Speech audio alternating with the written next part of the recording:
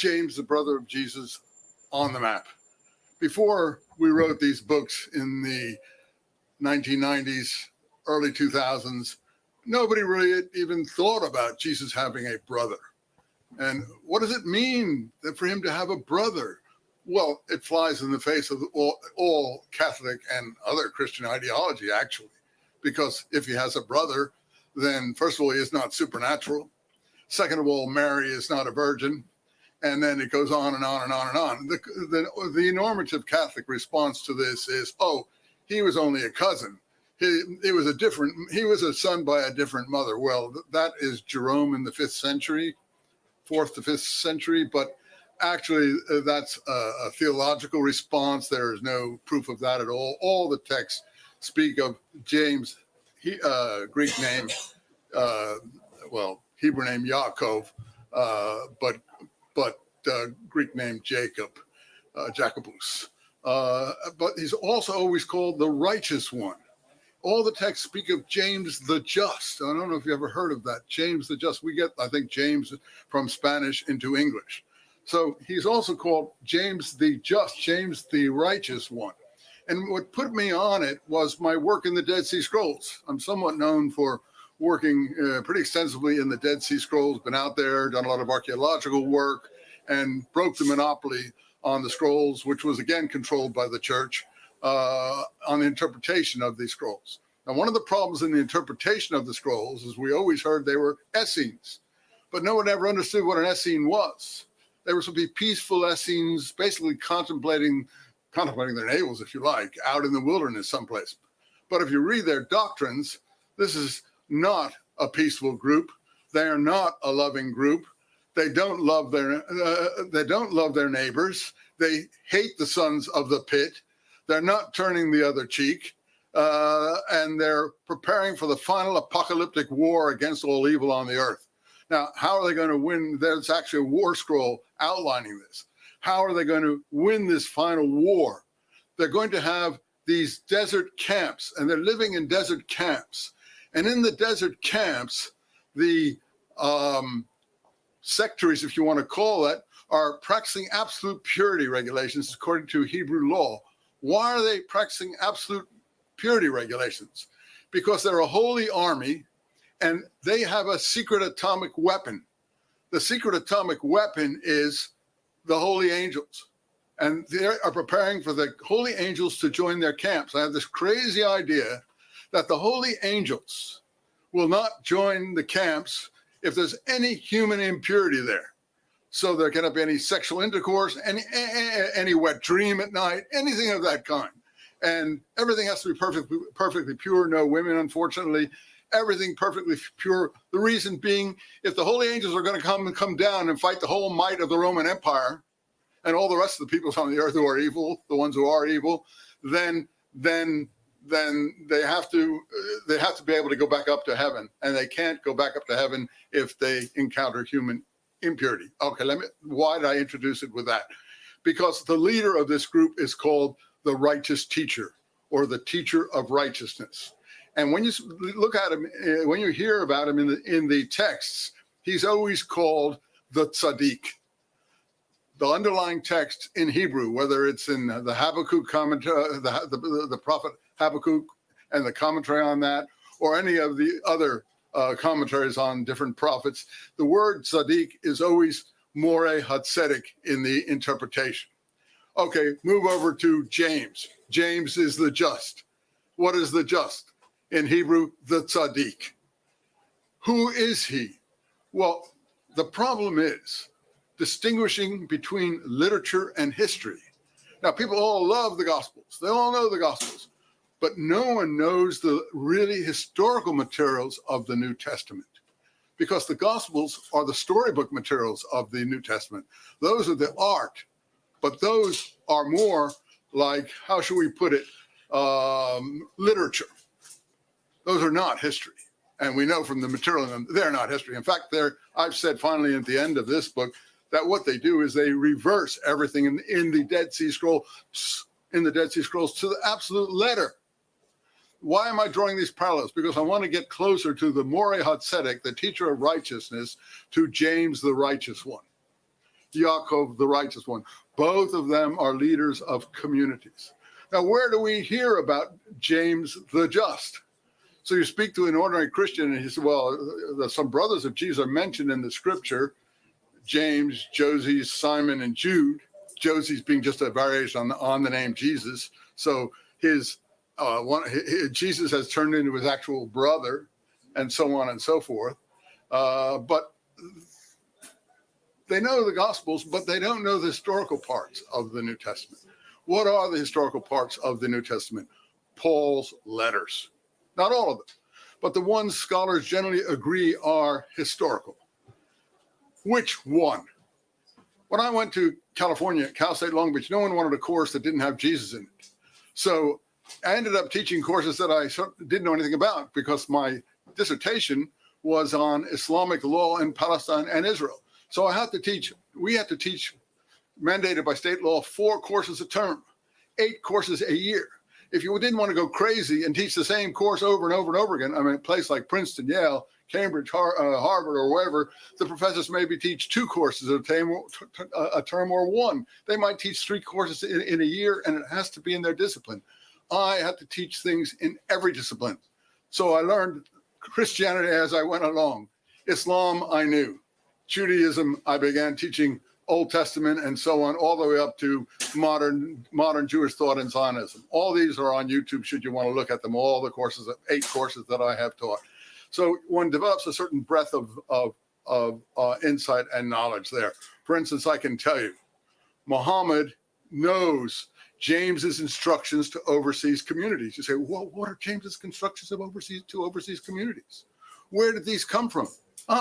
Well, you'd have to read Acts and know that suddenly Acts 15, very few people really read Acts for themselves, the narrative changes.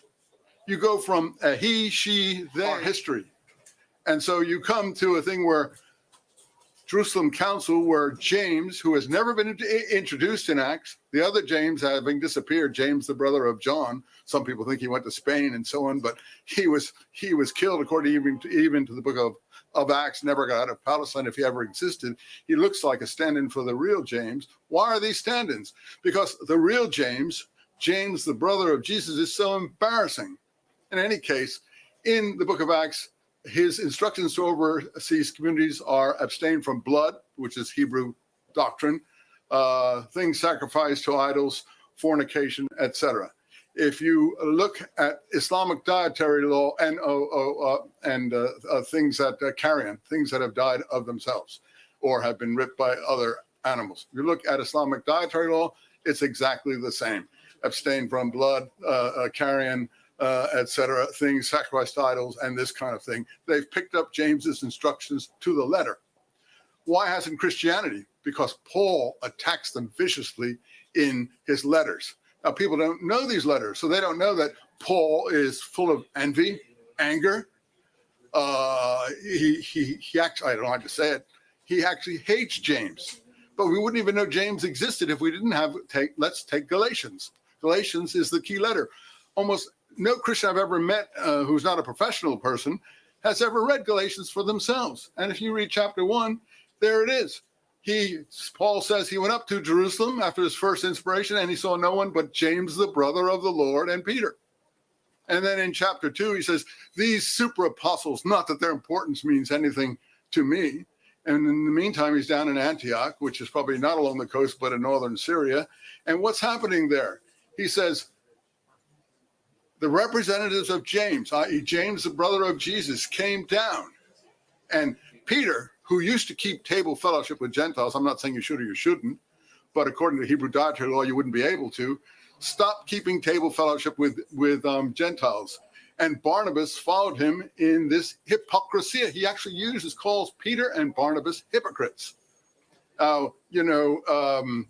Augustine in Northern Africa wrote Jerome in the 5th century and said, how dare Paul call Peter a hypocrite? Well, Jerome wrote back and said, there are some things we shouldn't answer or cannot answer. And that was the end of that particular question. But then, so Peter stops keeping table fellowship with Gentiles. But the point is, Peter defers to James. So it's clear Peter is not the leader of the early church. The leader of the early church is James. Now, I've only got a short time here, so I want to just compress things a little bit further so we can get to questions and things like that. But just to move on, and that's why I say you must read Galatians for yourself. You can't have someone else read it for you.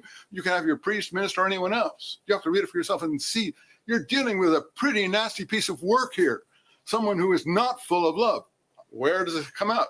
Chapter 4 of Galatians. The representatives of James come down to Paul's communities, seemingly in Galatia, and they want to circumcise his communities. In the earlier chapter 2 of Galatians, he calls the some from James those of the circumcision. He wants to and Paul says, in response to these people coming down, whose importance means nothing to him, I wish they would themselves cut off. You look, it's there, meaning I wish they would their own gonies cut off.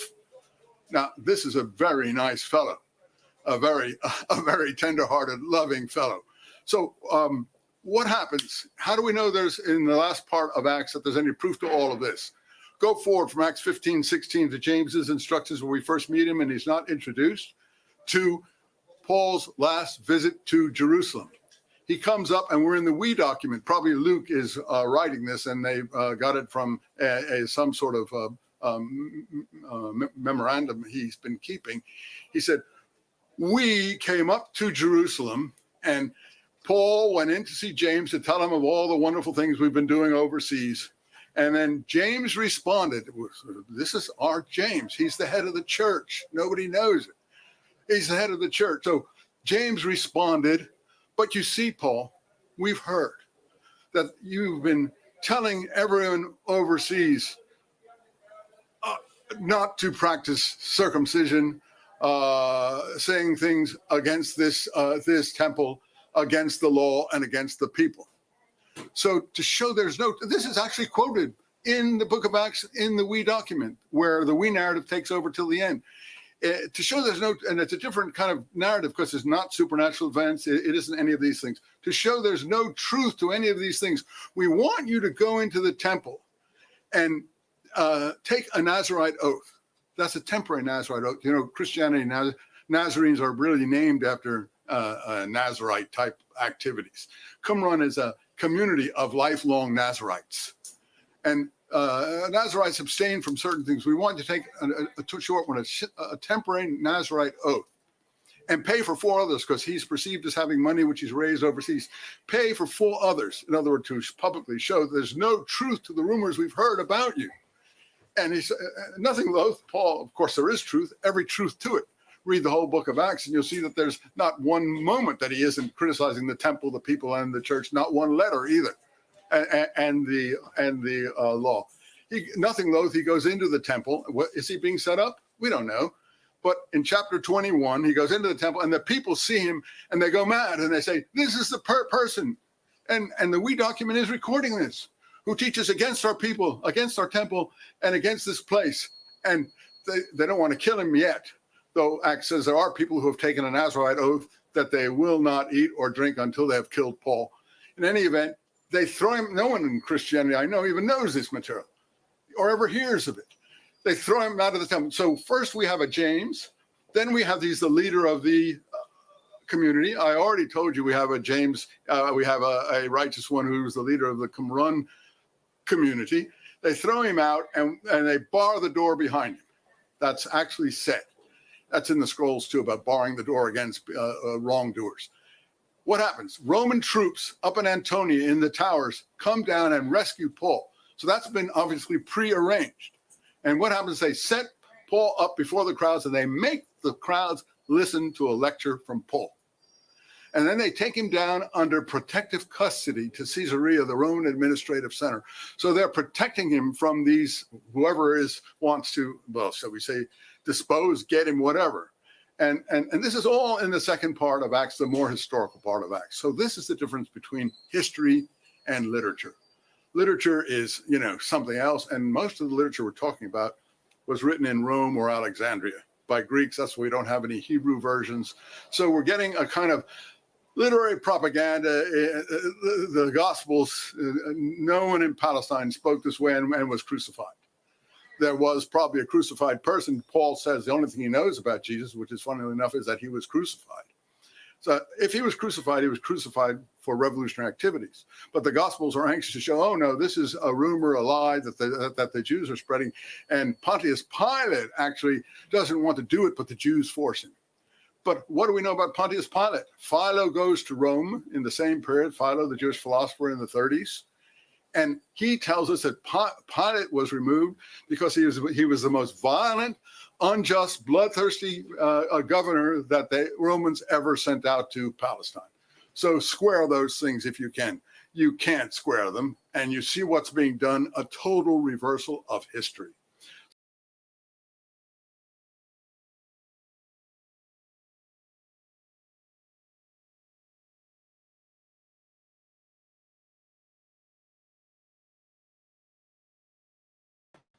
Mic check, mic check. If I can be heard, give me a Yahoo up in the chat. If I can be heard, give me a Yahoo up in the chat. That's Professor Robert Essene, known for his work dealing with the Dead Sea Scrolls and first century literature coming out of Palestine.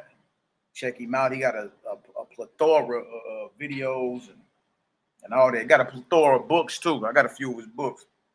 Pretty interesting. Okay, I can be heard. All right, all praises. Blessings, family. All praise to the Most High for ever led the teachings of Yahshua HaMashiach in the hearts and minds of all my brothers and sisters. You already know. Clip up, bless up. The war drums are beating. We want to give thanks and praise to the Most High, man. We still got the breath of life. We still above ground. Y'all see that? And as long as we got the Most High with us, then, you know, there's another opportunity to go ahead and be great out here. And handle business and handle up like a son or a daughter of the Most High. So abundant blessings to all you brothers and sisters. Bless up. All right, we're about to get back into some more of the historicity of the Nazarene and Essene literature. We're going to see how far we can get today. If not, it'll be a part 4 because we got more. We got testimony from men like Jerome, Gennadius, Origen, Irenaeus, you all these so quote unquote who you hear about church fathers or church historians, right? But all of them live like after Messiah and disciples was out here, you know what I mean? But we do have testimony going back 1900 years, some 1800, 17, 1600 years of it being acknowledged even off the mouth of those who profess Orthodox Christianity. That the Nazarene way of living is what the Messiah and his movement was about. It was about a total different code than what was accepted at the time as Orthodox. And that's what you see in today. The Orthodox, whether it be so-called Catholicism, Christianity, or whether it's the Hebrew Israelites, our nation. The orthodoxy is threatened, just like in the days of Yahshua HaMashiach. You understand? It's the same thing. Same thing. Judgment is like a ring. So you heard the phrase before, what goes around comes around, right? What tells you that in the Apocrypha that the judgment of the Most High is like a ring. You see that? So we're going to get into some of this. And the reason we going back over this, I brought all this out last year, but we're going to go back over it and slow roll it. There's a lot of brothers and sisters coming in asking questions about the Bible. You understand? How do we handle up? How do we deal with, how you say, the Sabbath? How do we deal with 613 Torah laws? Or do we follow the teachings of Messiah? Is there a Messiah? Like, it's a lot that come with it, man. You know what I mean? So you hear people a lot be like, man, I've been in the truth this long, but not really realizing that the truth is it's one truth, right? But there's many levels and many sides to it. Many levels and many sides. Tell you that in the Gospel of the Nazarenes and tell you to stop bragging. You feel me? For example, he healed a blind man, right? As soon as the blind man, this is in the Gospel of the Nazarenes, right? He healed a blind man, right? And blind dude got the clowning like I can see everything now. I done saw it all. And Messiah was like, just think about how much you ain't seen. You understand? So don't, you understand, coming to a level of enlightenment and then you start bragging as if, you know, you the big muckety muck. You done seen it all. He like, think how much you ain't seen, boy. Your eyes just got open. Think about how much you ain't seen. Same way. He healed a deaf man in the Gospel of the Nazarenes, right? He unstopped this man's ears. He come up out of his deaf stupor like he done heard it all. I done heard it all. And he like, look, stop that. Think about how much you haven't heard yet. And that's how we got to start dealing. That's start dealing with the information, man, and what we call truth or truthful knowledge. We got to start dealing with that more humble. You understand? Meaning like we shouldn't be out here bragging like we done seen it all and know it all. That shouldn't be what it is, y'all. This is just information. You dig? If what you standing on is solid, bring it to the table and let's chop it on up. That's why we're putting together the Battle of the Holy Books. All right, shalom, shalom to all the family in the chat. I see y'all in the building. Anna, my beloved sister out of Texas, bless up. What up, Anna Nails? All praises. Abundant blessings to your family. My Selah Shalom, blessed up, blessed up to my brother Selah Shalom. Y'all go check my out, man. Highly controversial. Hey, but I love the spirit on the brother. I'm gonna keep it solid with y'all because he with it. Like he with it. He ain't hiding. He ain't ducking. What he's saying, he with it. So whoever got a problem, you dig? Come on with it. Reach out. Let's get it done. Don Yehuda, Scorn Black Man podcast. Abundant blessings. Love the work y'all brothers doing out there. Bless up. Yafa, what's going on? She Brew, bless up. Fritz, Foxwell, my beloved brother. Robbie Dobson. Who else we got up in here? Yah-Ray, Yah-Dread, Nazir, my beloved Cali brother. Bless up. Essene, Nazarene Lemuel, my beloved brother. What's the word, King? Bless up, bless up. Who else we got over here? Watchman Baruch, my beloved brother. What's the word? I was just, matter of fact, I'll probably send you something as soon as I get off the live. All right, Ira Stevens in the building, my beloved, another Texas sister. Bless up. Cornell Davis, my Cali brother. Jonathan Von Ryan, Yahoo. Joseph Evans, my beloved brother. Malakia Yasher, my beloved sister. Bless up. Love to see y'all in the building, man. Lion of Yah, that's what I'm talking about. All right, let's get to it. I'll share some of this. We ain't around here tiptoeing through no tulips or nothing like that, but let's get into it, all right? Nazarene edition, part 80. Nazarene edition, part 80. All right, this is part 3 of the Historicity of the Nazarene Saint literature. Cornell Davis got a question. My question is, after Jerusalem was totally destroyed in 70 AD, how did these churches survive when all Jews was banned from coming anywhere close to Jerusalem? That's a excellent question. You got to get, man, look, I'm going to tell y'all like this. Show y'all what I'm reading right now. Start connecting a lot of these dots out. Good night. Y'all need to check that.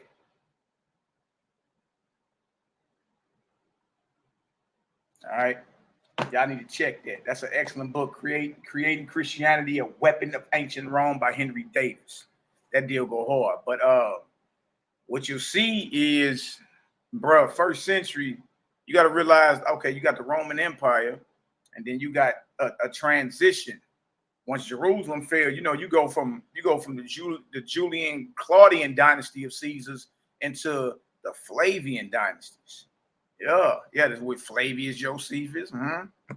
You dig? Judah ben Matthias, but you know, he turncoat went over to the Romans. Flavius Josephus. So you get into the Flavian dynasty. When you get into the Flavian dynasty, you start seeing, damn, I keep running into these cats. Who the hell is these cats? And you'll start seeing Vespasian in them. Vespasian, his son Titus. And that was the Flavian dynasty. Now, anybody couldn't just produce literature back then. For one, a lot of people, period, were illiterate unless they were part of the, you know, some type of noble class or had a trade or something like that. A lot of people were illiterate. You know what I mean? Meaning they wasn't, even though they could speak certain things, they weren't writing or reading in that language. You know what I mean? So our people, of course, Hebrews, and the language of first century Palestine is more Aramaic, which is a sister language to the Hebrew, but nonetheless. All right, but all the Gospels are in Greek. All the Gospels are in Greek. So you got to ask yourself, what Hebrew produced the Gospels? If the Gospels are in Greek, and even though Greek can be heard and spoke, but you got to stay written, because the Gospels were written in Greek and then translated.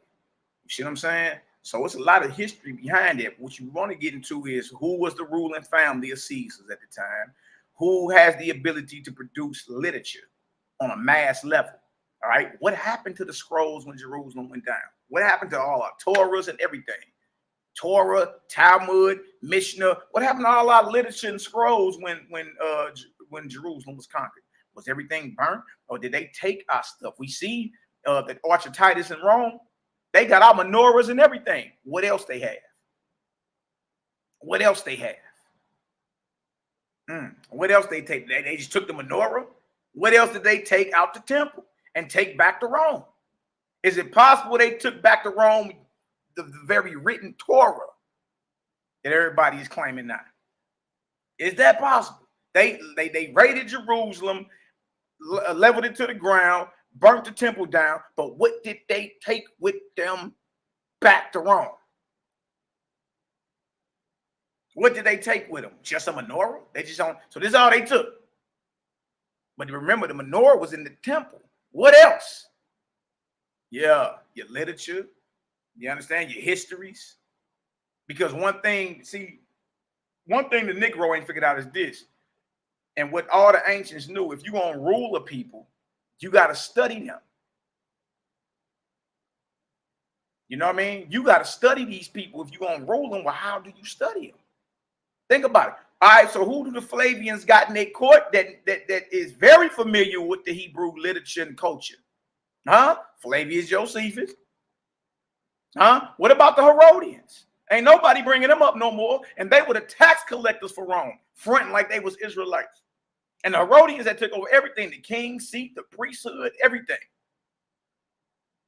See, you really got to get into it. Once you get into it and study this thing from a historical point of view, you'll start seeing like, damn, dog, what is really going on here? And for the record, you know, I'm messianic to the bone, Gristle. I mean, I follow the teachings of Messiah. It don't matter what I read. You know what I mean? Like, I'm not scared of history or information.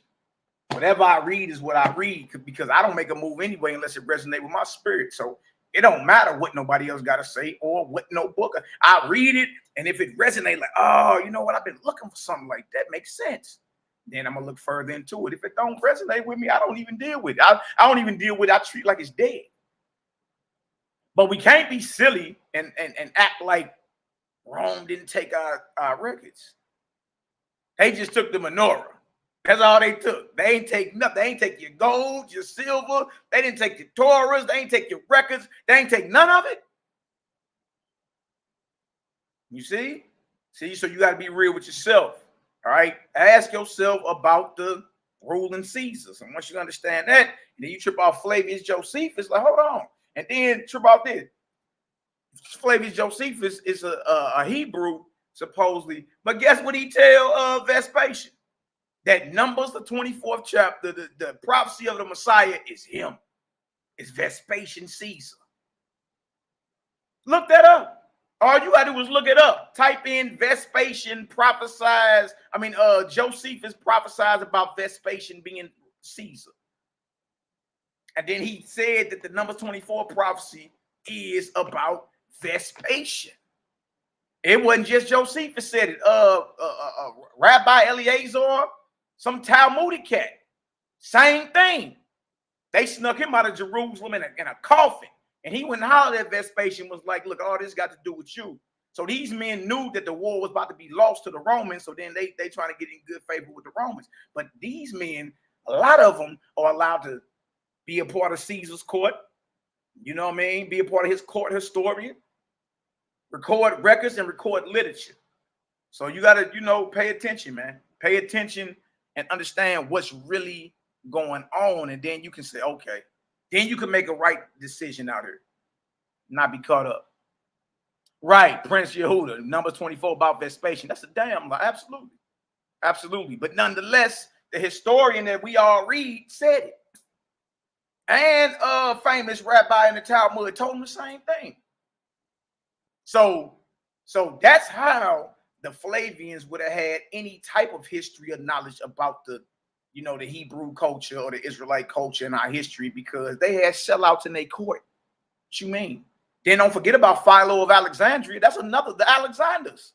That's another. It wasn't just the Herodians that was rich and down with Rome. You got the Alexanders that was in Egypt. That was a high prominent Hebrew, if you want to call it, Jewish family or whatever. And all of them was in league with Rome. Every last one of them. That's how. Because it was sellouts amongst y'all. You know what I mean? The aristocrats, the nobility, not the brothers that was in the mud getting it. Not us. The aristocrats amongst us sold us out. Huh? Sound familiar? That ain't nothing new. That's been happening. You see what I'm saying? So you really got to, you know, listen to the voice of the Creator, the Most High, because He been speaking to every last one of y'all since before you can remember. You know it. I should have followed my first mind, my first voice. Bro, that's the voice of the Most High talking to you. He speak through your soul. Do it this way. Move like this. Watch out. That ain't me right there. See, so once you know the character of the Most High, then you can properly move and maneuver and navigate through these murky waters, no matter what you read. You know what I mean? You're going to read stuff in her that don't necessarily agree with what's in her. Huh? We ain't fronting like, you know, everything is, you know, or what don't agree with what's in her. You see what I'm saying? So it's always been for you to use your mind and navigate through this, man. You know what I mean? You got to know how to navigate through this thing and listen to the voice of the Creator, the Most High, period. Right? Follow the teachings of Yahshua of Nazareth. That's all you got to do, because He taught the higher way of the Father, the Creator. He taught that. You understand? That's how we rock. And you keep it like that, yeah, look, you'll be all good, man. Yeah, the Herodians were Edomites who hated Jews. Exactly. But they had the control, though, Cornel Davis. They had the control of Jerusalem. They had the power. They hate Yahudim, but they got the power. He on the king's seat. They got the priesthood. They did, and they're Roman tax collectors. So they're part of the court of Caesar. You see? Yeah, but even with Clementine, exactly. The Clementine, I definitely an excellent read, but it's still out the house of the Flavians. It's still out the house of the Flavians. You dig? But it's an excellent read, man. It's an excellent read. You dig? But it's still out the house of the Flavians. When you look at the gospel, I mean the Nazarene Acts, the book that I got up for the thumbnail, Clement, when you look inside the book, it tells you from the journal of T. Flavius Clement. He was out the same family. But I got to keep it real with you. The Clementine literature or the Nazarene Acts, the Nazarene Essene literature is off the chain. You know what I mean? It makes sense. And then when you bump into other philosophies that align with that, then you can be like, all right, bet that makes sense. You know what? That makes sense because I read that over this way. All right. So, you know, you just gotta be careful, man. And if it go against common sense, every brother and sister got the right to say, hold on, question that. You know what I mean? Look, something telling me don't go in that burning building. Now here come a brute. I'm pulling 30,000 precepts. Go in the building, Ak. Nah. I don't need 1,000 precepts to validate what I'm hearing. It don't make sense. Dig? That's what's up, Prince Yehuda Levi, my beloved brother, man. Stay strong out here too, Ak. Stay strong out here, man. You dig? Most I give you the desires of your heart, Ak. Believe that, know that. You know what I mean? I don't comment a lot, but I be paying attention. I understand, brother. Stand strong out here. Praise. Okay, let's get into some of this, though. Let's get into some of this. All right, let me share my screen. And ain't nothing but love, y'all. It's just information. All right, can't nobody make you believe nothing. What's somebody gonna punch you into believing what they believe? All right, but we can't be afraid to stand on our own. You dig? What kind of truth are you a part of, and you ain't willing to sacrifice nothing? You ain't willing to lose nothing. You scared to say something because you may lose a following. You may lose money. You may lose fame. You may lose a woman. You may lose a husband. You may lose. May get put on child support, whatever. You may lose when you stand on truth because the truth offends the world. But what good are you if you ain't willing to lose, if you ain't willing to sacrifice? You understand? For the truth of the Most High. What good are you? Oh, you going to speak it as long as you ain't threatening. Then, bro, go sit down somewhere. You ain't no front liner. You ain't really about none of this. Because you afraid. You afraid to lose. You afraid to sacrifice. You afraid for people to start talking about you and all. Man, I don't care nothing about that. What's up? Oh, okay. Okay, well, about none of you just smelling your own breath. I get it. I get it. But you ain't stood on no truth if you ain't willing to lose. If you ain't willing to sacrifice, you ain't stood on no truth. What you dealing with is convenience. Yeah, it's convenient for everybody. You know, dang, you know. Everybody likes you. You know. It's different when you the only brother or there's a few brothers amongst 1,000. Just like, hey, hold on. Slow that up, run that back. That don't make sense. Huh? You ain't about no truth. You ain't willing to lose. Yeah. So all praises, man. Let's get into some of this. Y'all getting me hyped this morning. You dig? But all praises, man. Love all y'all brothers indeed in truth, man. Brothers and sisters. Got mad love for the sisters. Sisters going hard out here in these hours. You dig? And it's much love, man. And whatever you heard, and let me say this too. Whatever you heard on this platform that you don't agree with, because I'll be having brothers and sisters on the platform. But whatever you heard, whether it's from my mouth or the mouth of any brothers and sisters that I build with, if you don't like it, your thumbs ain't broke. Reach out, set up the debate, you dig? I'll make sure everything cordial, and then we can get it on in front of Israel so Israel can be edified. But what you're going to find out is people ain't even willing to do that. They ain't even willing to do that. You just want to run your mouth. Let's get it. You dig? So regardless, y'all, I mean, however it come out, I love y'all. It's just information that Israel need to see in these hours. Because every last one of us know what? We still got questions. You've been in what we call the truth for a while, some longer than others, but you still got questions over certain stuff. Stop it. Stop it. Certain things still don't sit well with you. Like, hold on. So in a quest and search for truth, you got to be willing to shed old stuff. You got to be willing to shed dead weight. You got to be willing to sacrifice and lose so you can be a better vessel for the Creator. You ain't willing to do that. You ain't willing to come build with your brothers and sisters. You ain't willing to open up these books and rap and let's get it done. Some brothers just only swim in the KJV. That's cool. I'm your brother. I'll meet you in the KJV. That's what's up. But we going to have to talk, though. Some brothers only deal with the Sefer. You dig? That's cool. I'll meet you there. I got a Sefer, too. I'll meet you right there. Let's rap about it, though. We got questions. Some brothers only deal with the Greek, the Hebrew. I got the Torahs. I got the Stone Edition Torah up top, the JPS Torah. I got all of it. You understand? Mishnahs, Talmuds, whatever you want to talk about. Kabbalah, Zohar, whatever you want to talk about. Whatever you want to talk about. You know what I mean? Ain't nothing to bring it out, put it out, and just see, and put on table and see what is spiritually superior. Because everything floating around ain't divine. We all know that. Everything floating ain't righteous.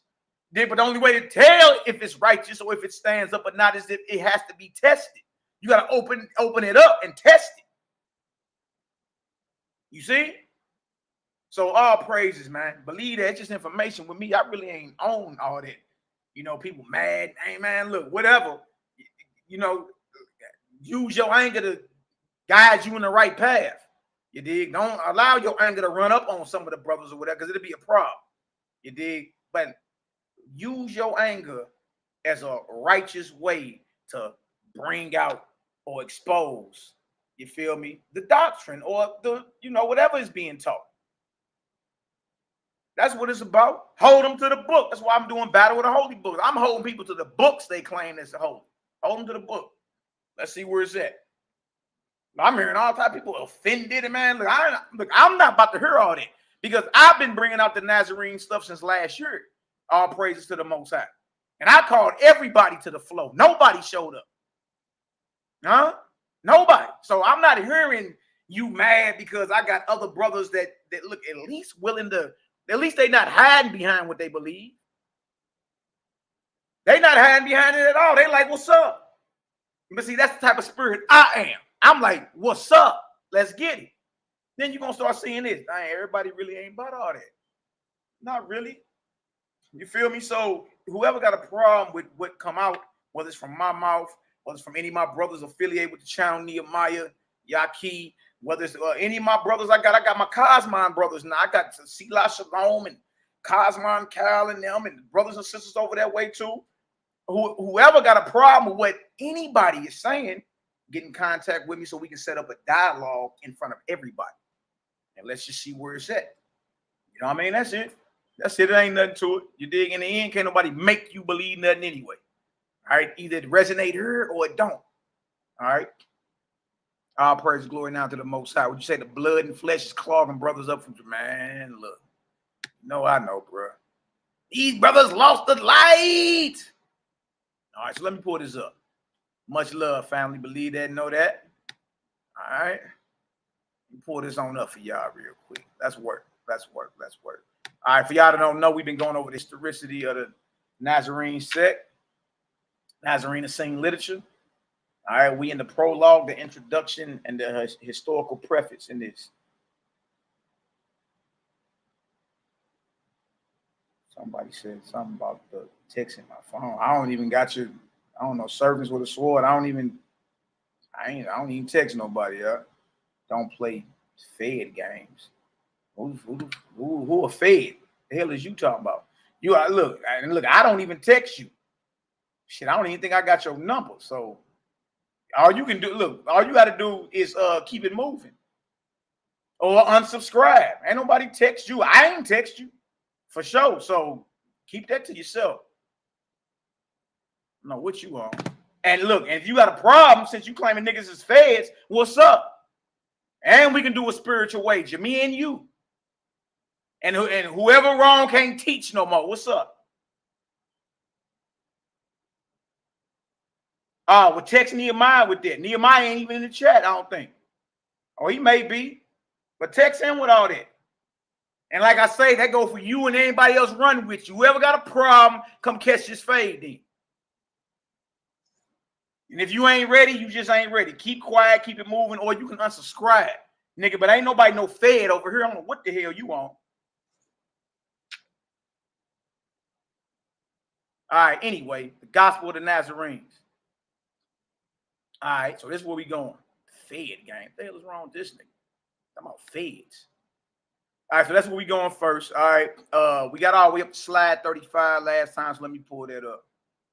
Niggas always talking like they about all that. Nigga, you learn from us. What is you talking about? Nigga learn from us, but won't catch no fade though. All right, let's get to it.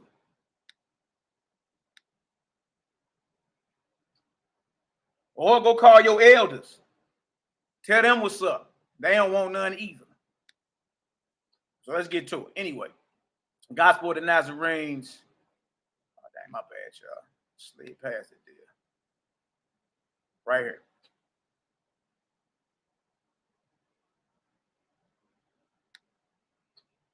All right, the Gospel of the Nazarenes, prologue, historical context.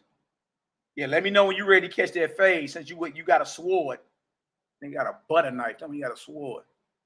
Anyway, Gospel of the Nazarene, prologue, historical context. All right, so we ended right here last time. All right, so right here it says, if nothing else, what this proves is that as late as the mid-17th century, I don't know nothing about no federal. You talking about I'm just federal. That sound like some that sound like some shit your elders made up. Talk about I'm federal. Anyway, if nothing else, what this proves is that as late as the mid-17th century, an Aramaic/Hebrew original or some derivative thereof was still in existence. Most importantly, the quote from Scotus can be found in chapter 5, 9 through 10 of the Gospel of the Nazarenes, more or less. So then look at this. Yeah, we can talk face to face. Put it this way. We can go live face to face. And look, put the wager on it, Ed. If you wrong, you got to come to class. You can't teach nothing no more. You got to shut that whole thing down in Indiana. Let's do it like that. And if I'm wrong, I'll shut down in humility down. You ain't got to block out. No, don't block him. But he ain't ready, though. He learned from us. He ain't ready. Trust me. And he ain't got no sword. Now, look at this. Church fathers, anti-Nicaea and pro-Nicaea.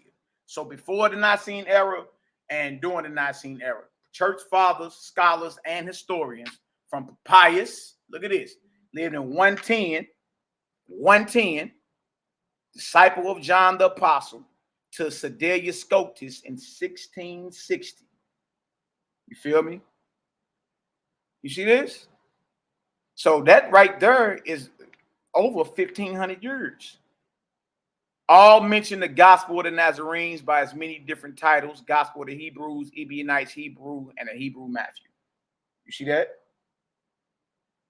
Y'all see this? So right there is 1,500 years of the Nazarene, the same sect, the literature being spoken of. Let's go to the next one. All right. Let's go to the most recent authorities. Prologue, historical context. Most recent authorities concerning the Aramaic/Hebrew original. During the last century, many researchers have been perplexed by these same historical questions. Our first quotes come from a turn-of-the-century scholar who, in criticizing Epiphanius, several times mentions what he calls an apocryphal Gospel of James, which Epiphanius refers to, though vaguely, if insignificantly quoted from this gospel, nevertheless manages the same disappearing act as so many of the original pre-Nicene scrolls. So when you get into Epiphanius, Epiphanius lived during the 4th century as well. All right. Now, the 4th century is the 300s. So we talking 1,700 years ago. These men are speaking on the Nazarene way. All right. So this ain't nothing new. This ain't like, you know what I mean? They like, oh man, the white man came up with this in the 90s and Edmund Zizeki wrote the Essene Gospel. No, look, that shows me y'all not paying attention and not doing any type of research. These men are not the authors of these books. And that's how you know. And ain't nobody did nothing in depth and detailed and debunk what we bring out. Nobody. Straight up. So watch this. Dr. G.R.S. Mead, B.A.M.R.A.S., who is best known for his highly acclaimed Pistis Sophia. Trip off this. In another of his works on the subject, Did Jesus live in 100 BC, discusses some of the evidence concerning an Aramaic Hebrew original or originals. These Nazarene, meaning Nazarenes, look at this. These Nazarene, as Epiphanius calls them in Greek, were exceedingly learned in Hebrew, and all their writings apparently were in Hebrew or Aramaic. But when Epiphanius, leaves the vague ground of the New Testament and comes to documents, he can only name one gospel, which he claims to have been the Hebrew original of the gospel according to Matthew. He like, look, Nazarenes wrote Hebrew, spoke Hebrew, wrote in Aramaic. So this is Epiphanius, a church historian, letting you know, 1,700 years ago, letting you know. He can only name one gospel, which he claims to have been the Hebrew original of the gospel according to Matthew, a book which was known to his contemporary Jerome, who came out with the Latin Vulgate in 410 or something like that, and a copy which was in the library found by Pamphilus at Caesarea. This quote, taken from chapter 17 on the tracts of the earliest Christians in the section subtitled The Hebrew Gospel, speaks for itself. So directly, it needs no commentary. In the following paragraph, however, Mead begins engaging in the age-old controversy / debate by scholars as to whether or not there was one or more of these so-called Aramaic originals. Look at that. Y'all see this? This Aramaic original of Matthew, y'all, they talking about is the Gospel of the Nazarenes. It just had several names. And how we know is because these church fathers quote directly out of it. The very book you brothers and sisters have, they quoting out of it 1,700 years ago, 1,800 years ago, 1,600 years ago. So if anything, and if anything, you understand, this shows the not just the authenticity, but the historicity.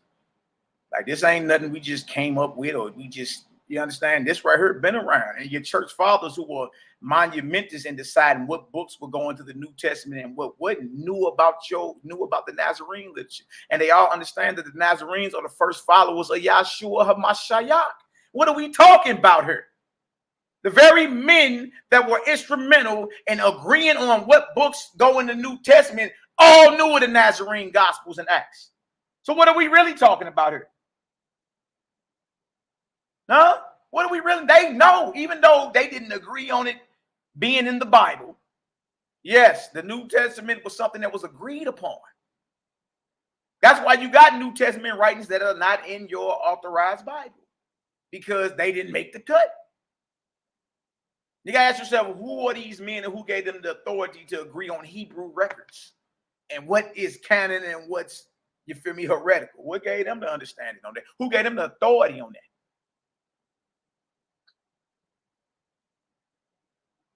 You know what I mean? Now watch this. It says right here.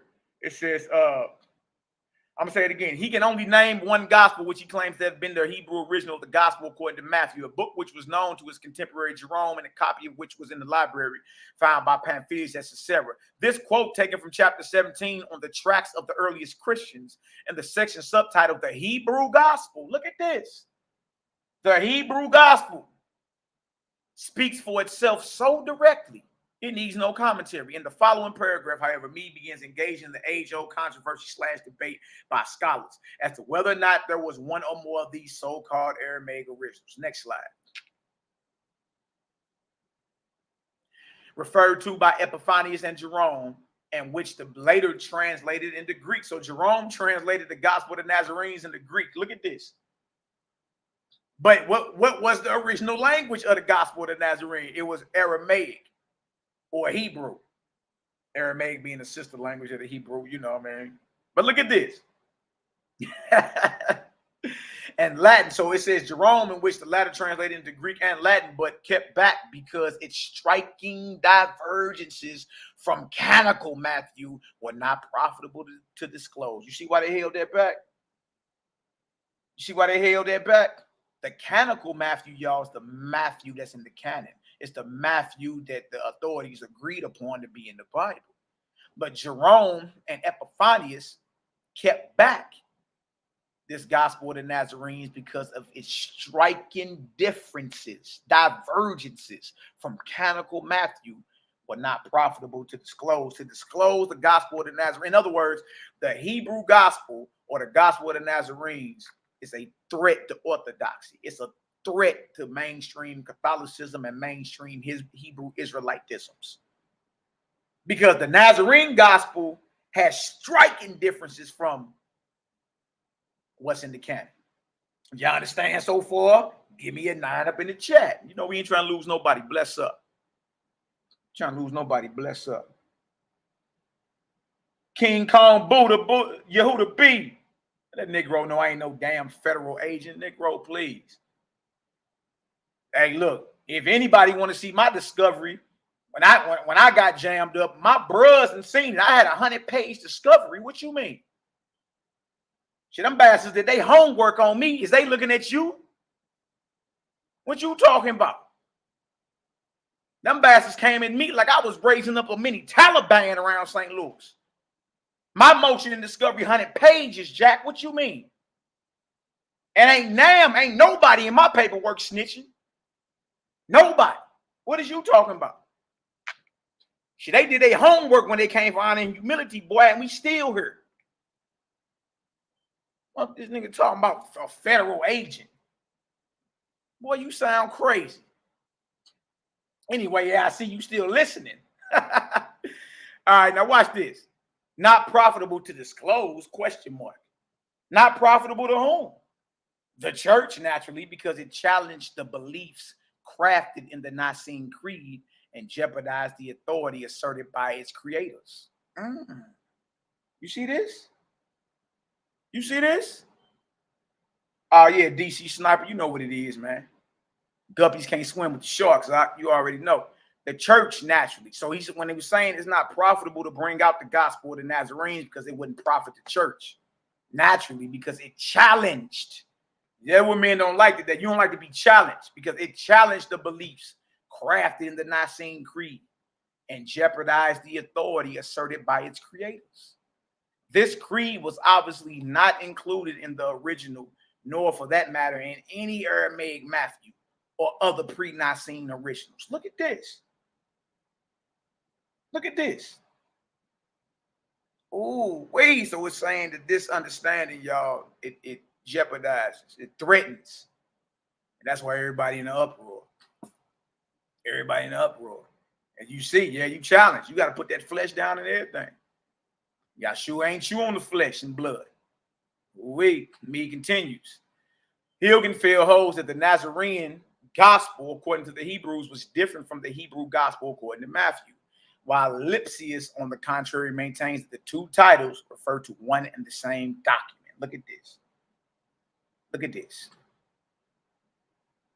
In light of the evidence, one would tend to be in close agreement with Lipsius.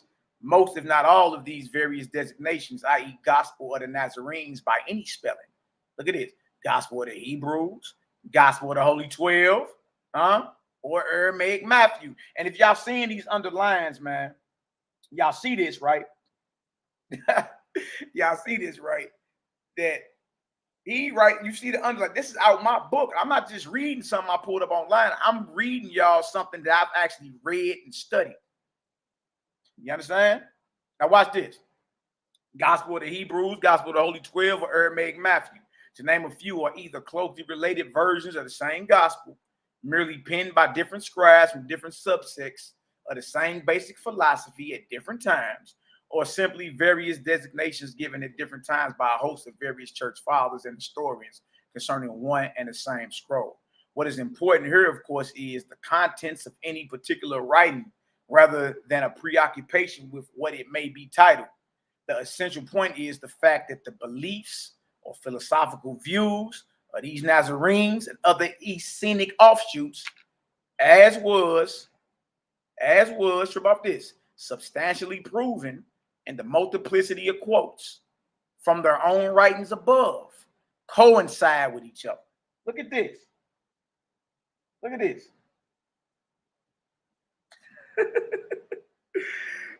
Coincide with each other and stand out unmistakably from those promulgated by the church. It is equally self-evident that views which began sometime during the reign of Irenaeus, I got his work too. Look at this. It is equally self-evident that views which began sometime during the reign of Irenaeus, who died in 220 AD, and were written in stone at the Council of Nicaea in 325 AD, were a sharp departure from the edicts and principles of the way. The way is what Yahshua taught. Letting you know, all the church historians, all this stuff they forming after Messiah, that's a sharp departure from what was going on in Jerusalem. You understand? The Nazarene disciples and apostles that was running the Temple Mount, even when Paul came back up to Jerusalem in Acts 15 chapter. They had control of the entire Temple Mount. You see, so it's saying that what was written in stone, the Council of Nicaea, is a sharp departure from the edicts and principles of the way as espoused by the original Nazarene movement, whose leadership was passed on by Yahshua to his brother Yaakov, James, and Shimon Kephas, Simon Peter. Look at this. What you got at the Council of Nicaea, what you got right here, or what was agreed upon at the Council of Nicaea, is not the original way. And Nicaea just didn't agree on, okay, well, dang, what day is Easter? You dig? And when I say Nicaea, y'all, I'm not just talking about that council. They had councils from 325 AD all the way to 1960, forming Catholicism and Christianity. You know what I mean? So I ain't just talking about like certain things that are allowed in. I'm talking about even the selection of what would be considered New Testament. It's saying what was written in stone or started at the Council of Nicaea is a sharp departure out of the original way that Yahshua taught. If y'all understand that, give me an 8 up in the chat. All right. All right. Yo, wait. Oh, good. Hey, Ed, that's what's up. Come catch this fade, though. And you don't need to spill no blood for me. I'm good. But come catch this fade. Pull your sword, and let's go ahead and get this spiritual blood flowing. What's up? Why don't you been to study something? Well, come on with it. Since you disagree, Line it on up. Yeah, the last one was like 68, something like that. But just like most cats, man, everybody run their mouth, bro, but they don't want to get down, That's my thing. Let's get down. All right. Now watch this. The Nazarene Gospel belongs to an early stage of evangelical literature. Scholars believe that it was earlier than the canonical Matthew. There it is. So when I came out last year and was like, look, man, the Gospel of the Holy 12 or the Nazarene, that's older than your New Testament that you have in your Bible. Boy, these Negroes ready to hang me off the Gateway Arch for saying that. Dang. That's what it do. You know what I mean? But hey, we still here showing and proving. 80 Nazarene editions in, and we still going. So all praises to the Most High. If what we was talking about was of our own, we'd have been ran out of gas. All them cats talk crazy about it. All them ran out of gas. I talked to one of them a couple months ago. He straight told me, like, hey, you did call all us out and we didn't show up. I said, yeah, well, the offer still stands.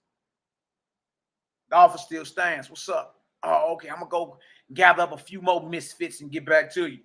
And he never did. And the people he named, I'm like, come on, you know, they not even ready. What is you? You know what I mean? So look at Lisa Edwards. Look at them notes. I do that with our books too. Yeah. I got to, you know, I always put my marks up in there. Y'all know what it is. All right, so this is telling you right here that the Nazarene literature is older than your canonical Matthew, That's what they agreed on. All right. It is interesting to note that Jerome, who accepted the view prevalent in the early church that St. Matthew's gospel was originally written in Hebrew, was at first disposed to think that in the Nazarene gospel, he had discovered the lost original of the canonical book. One of the most important of the non-canonical writings he found it in use among the Nazarenes in a Hebrew Christian community in Syria. It was written what? In Aramaic. And y'all, this is in Jerome time. Jerome lives in the late 300s or mid 300s to the early 400s. So we talking about what? Mid 4th century, early 5th century. All right, y'all, we talking 16 to 1700 years ago. And the Nazarenes are still in effect. And Jerome, a church historian, knows about them. And guess what he's saying? It's written in Aramaic.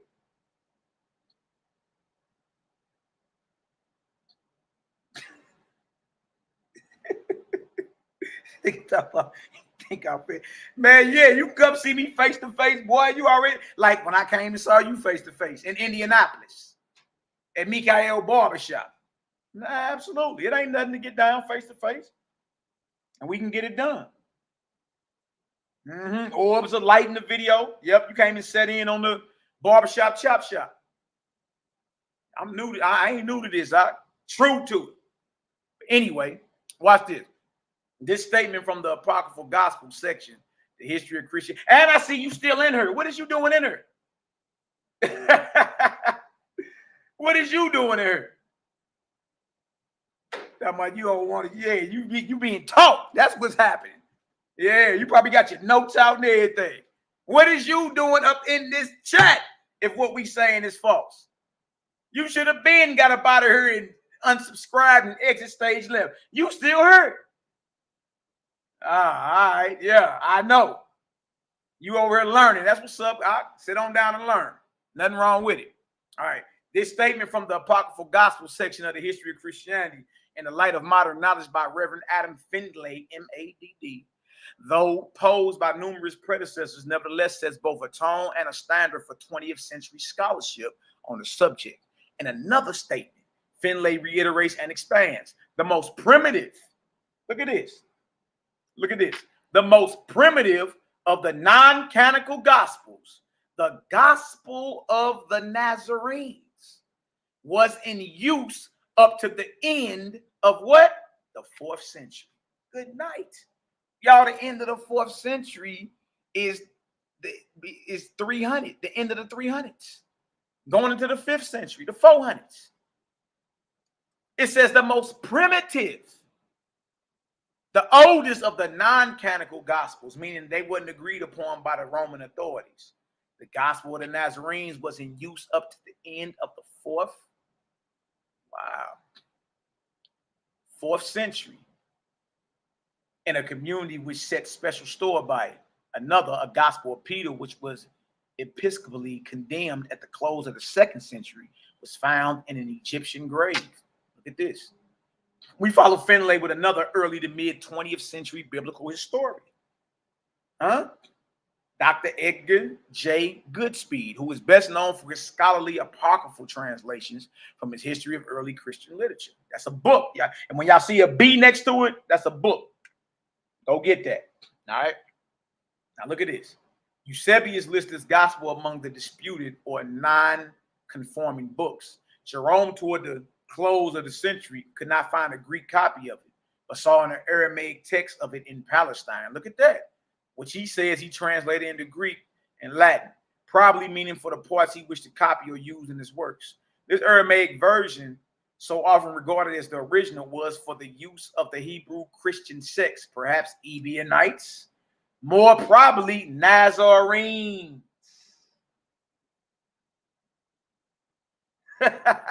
Nazarenes, more probably Nazarenes, who in the 3rd century, 200s, were using the book and finally gave their name to it, so that it came to be known as the Gospel of the Nazarenes. Epiphanes says that the Nazarenes, or Gnostic Hebrew Christians, used a gospel resembling Matthew.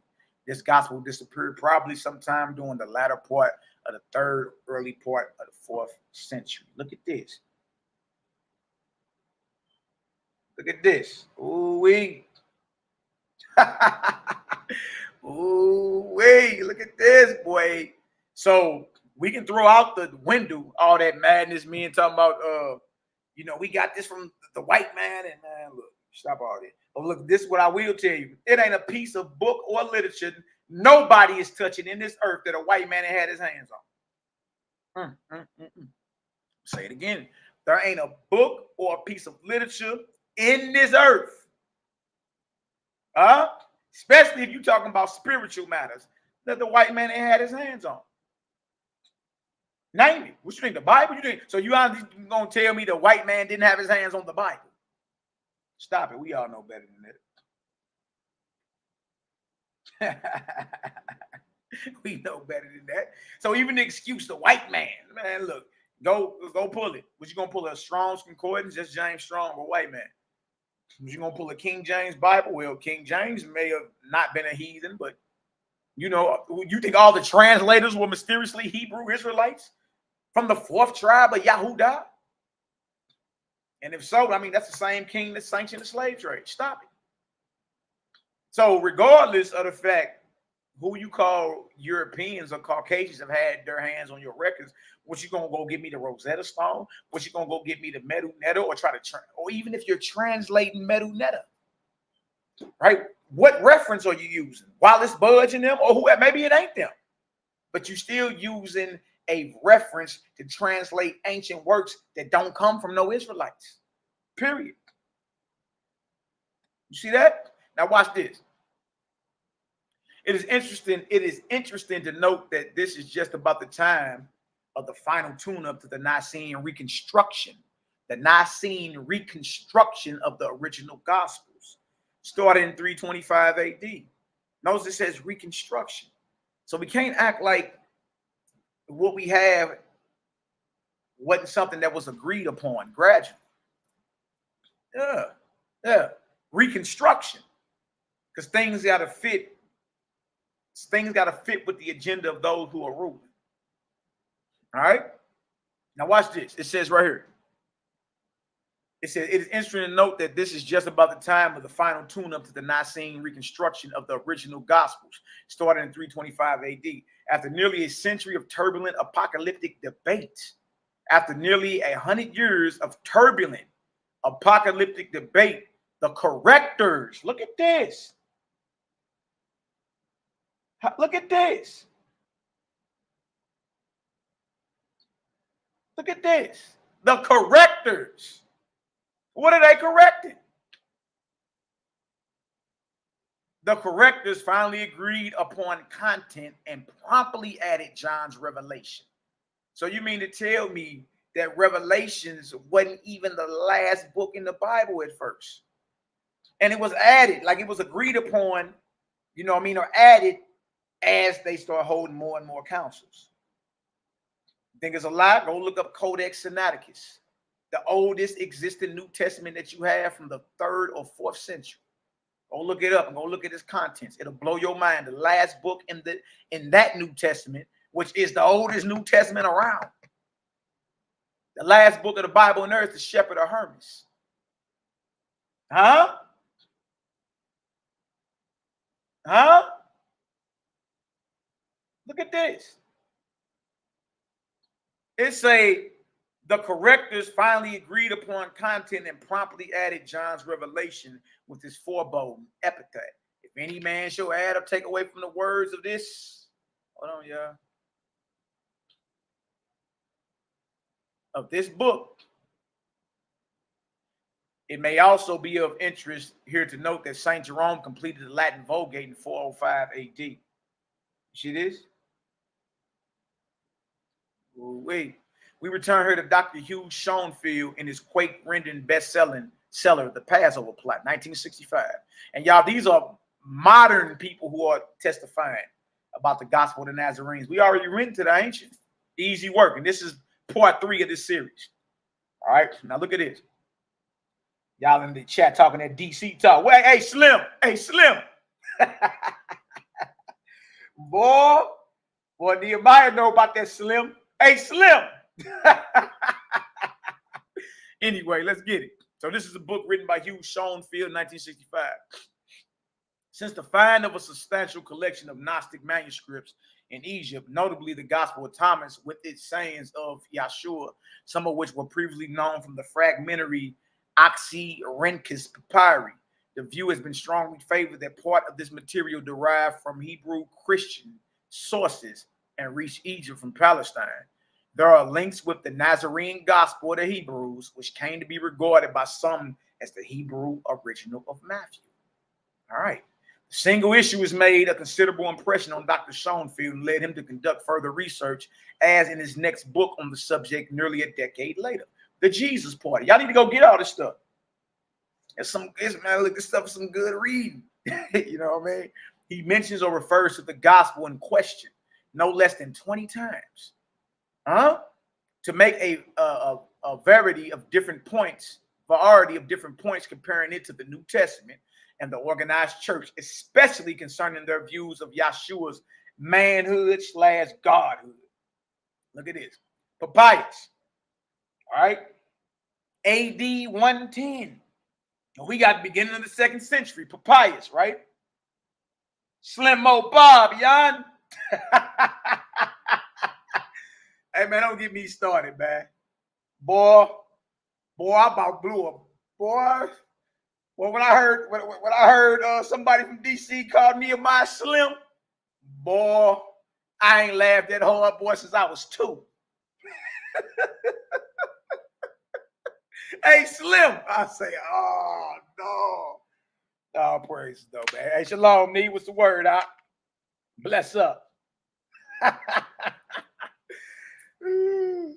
All right, watch this. Papyrus stated that Matthew had composed the oracles relating to Yahshua in the Hebrew language, and that everyone explained them to the best of their ability. We are aware from Justin Martyr and others that such testimonia, utilizing the Greek Septuagint version of the Old Testament, were considerably added to by Christians, especially to confute the Jews. We follow up this quote from chapter 5 under Pontius Pilate with an earlier one from chapter 2, evidence in chief. Watch this. Watch this. We rolling. Hold on. Is that the right one? Yeah, that's the right one.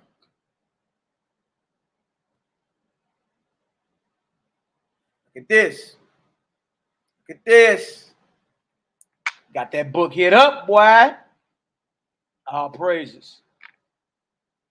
I got word from my brother Joseph Evans yesterday about our brother that be in the chat, YAH'KI 2613.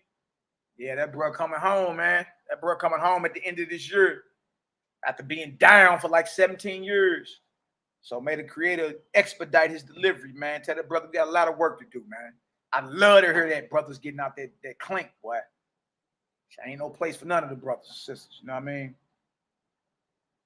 We learn from Epiphanius that the Ebionite Nazarenes had their own Acts of the Apostles. Right. What do you think we read out of? Huh? Nazarene Acts of the Apostles. See that? Epiphanius 1600 years ago is on record saying, yeah, the Nazarene, them brothers, they got their own Acts. Wow. We learn from Epiphanius that the Ebionite Nazarenes had their own Acts of the Apostles, together with a work called the Essence of Jacob or James. That's Yahshua's brother. The contents of these books infuriated Epiphanius, like it infuriated these brews today. Infuriated Epiphanius. See, but Epiphanius is a church father who was instrumental in agreeing on what is considered canon and what's not. So he's saying this Nazarene understanding infuriated this church father who was all in with the Nicene Creed and everything. You see this? It says right here. It says right here, Bane. Infuriated Epiphanius since they gave a different picture of early Christian affairs to what was in Luke's Acts. So the church historian acknowledged that the Nazarenes had their own Acts, but it infuriates them because it's polar opposite to the Acts you have in your Bible. You see this? I want to make sure y'all getting understanding, though. If you're getting understanding, give us a 7 up in the chat. We ain't trying to lose nobody up in here. What you've seen is this Nazarene Essene way of living goes back. Y'all, this is ancient. And this is 1st century. Now, Palestine was a war zone. That war against Rome during the 1st century was serious. Over 1 million lives were lost. 1 million. Between 66 CE of the Common Era all the way up to 73 CE. Over 1 million lives were lost in that war, man. That's serious. That ain't nothing to play around with. That ain't nothing you sneeze at. So the fact brothers are still in the 4th century out here, you know. But look, our Gospels and Acts are different than what the authorities agreed upon. See, we got a code. You understand? Our view of the Most High is he don't condone warfare and bloodshed. He don't condone chewing on animals. Huh? He's all about his creation. You want to learn about the Most High? You go outside and study his creation. You want to know more about the Most High? Study yourself. Study your anatomy. So whatever you read that don't line up with his creation, then you got to bring that into question. That's how the Nazarenes roll, because they learned that way and that methodology from Yahshua. You understand? They was totally against what the sacrificial cult was doing in Jerusalem. Totally against it. Totally against it. All right, now watch this. Watch this. It says right here. It says, Epiphanius elsewhere gives us the information that the Yahudim of Tiberias in the 4th century had in their archives the Hebrew Matthew, that's the Gospel of the Nazarenes, the Hebrew Acts, that's the Nazarene Acts of the Apostles, and a Hebrew book of John, apparently a form of the Revelation in the New Testament. Look at this. You see that? Look at this. Cal P in the building. Bless up, King. Kila Olam Kazdo in the building. Bless up, my beloved sister. Bless up. Bless up. Hey, that's right, Francis P. The spirits is still in total chaos behind that war. Huh? Spirits birthed into chaos. 1 million souls lost their lives during that Roman Yahudi war in 66 CE, between 66 of the Common Era to 73 CE. In a 6-year, 7-year span, over 1 million lives were lost. That ain't nothing to play around with. That ain't nothing to play around with. Now watch this right here. And finally, starting with the very first paragraph of chapter 29, Meeting Place. Look at this. Another book, The Meeting Place. The Nazarenes who were the Hebrew adherents of Yahshua. Look at this. Look at this. The Nazarenes who were the Hebrew adherents of Yahshua were still very active and flourishing in the 4th century AD. Look at this. Running around here talking about we just made this up. Why you think ain't none of these men stepped up and caught this fade yet? Look, guppies can't swim with the sharks. I'm going to keep it real with you. Most of them guppies. It just sound good when the camera catches them. It just sound good. Or you may have a whole bunch of followers and adherents, and y'all all dress up like the Boy Scouts. The Nazarenes are the first adherents to Mashiach because he was a Nazarene.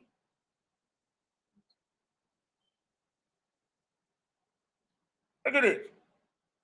When Epiphanes and Jerome were acquainted with them, I read again. The Nazarenes, who were the Hebrew adherents of Yahshua, were still very active and flourishing in the 4th century AD. That's the 300s. That's during the Council of Nicaea time.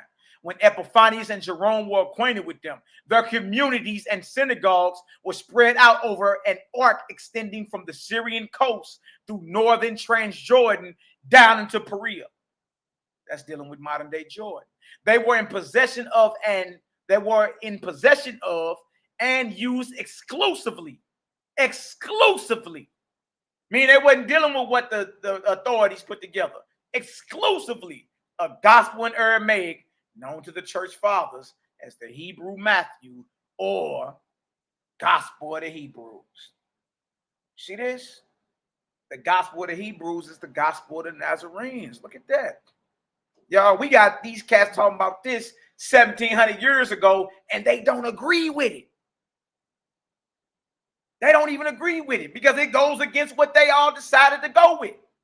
But nonetheless, they're talking about the Nazarene literature. They're talking about the Nazarene sect. They're admitting it's older than what they put out. They admitting the Nazarenes, Ebionites, and Essenes are the original Hebrew followers of Messiah. They admitting this stuff. Wow. Wow, but we made this up, though. Oh, man, them brothers lost the light and all that. All right, well, come shine the light then. Come catch the fade. Come swing swords with the Nazarene brothers. Huh? But now, guess what you gonna do? Guess what's gonna happen? Niggas gonna shut up and be quiet. Watch. Ain't nobody. I'm talking about, and I know these cats. None of them, since we've been putting this out, none of them have stepped up and said, all right, what's up? Let's get it. Because if the shoe was on the other foot, you already know I'm coming. And I've been coming. What's up? Let's get it. Let's talk. Let's get it done. You ain't ready for it. I know. Guppies can't swim with the sharks. I understand. And the reason why all y'all making that noise on social media is this. Because hit dogs holler. That's why. Huh? And the empty wagon make the most noise. Believe that. You empty. You ain't full of no substance. That's why your wagon making all that noise. But you really ain't about that. Because if you was, you'd have been like, all right, Ak, let's get it. Let's get it. And guess what? We gonna set it up and we gonna get it done. It's just that simple. And I'm not camera shy. We can do it publicly or privately. Matter of fact, I ain't even doing no more privates. Since everybody got a problem, everybody that got a question or want to dialogue got to catch this publicly. I ain't doing no more private sessions. Nah. If you disagree and you claim we going off and you huddling up in your little circles over there, making your little Facebook posts about it, I ain't doing no more privates. Head up, gloves off, publicly in front of everybody. That's how we gonna get down. And if I'm wrong, I'm willing not to teach again. I'll be your student. I don't think you can be more fair than that, can you? Huh? I don't think you can be more, fair than that. The more sectarian Ebionites seem to have employed the same gospel with certain variations from quotations which have preserved parts of the text. This work had correspondences with Matthew, more particularly, but also with Luke. It also contained independent traditions and alternative readings to the canonical writings. Since the Passover was one of the 3 Hebrew festivals, the brothers of Yahshua must also have been there. Indeed, the Gospel of the Hebrews, or aka the Gospel of the Nazarenes, according to Jerome, claimed that Yeshua's brother James, Yaakov, who became the leader of the Nazarenes, had taken part in the Last Supper or the last meal. Look at this. We almost done for this one, y'all. All right. Now look at this. Historical context. All right. What we got going on so far. Yeah, empty wagon make the most noise. My Akshem.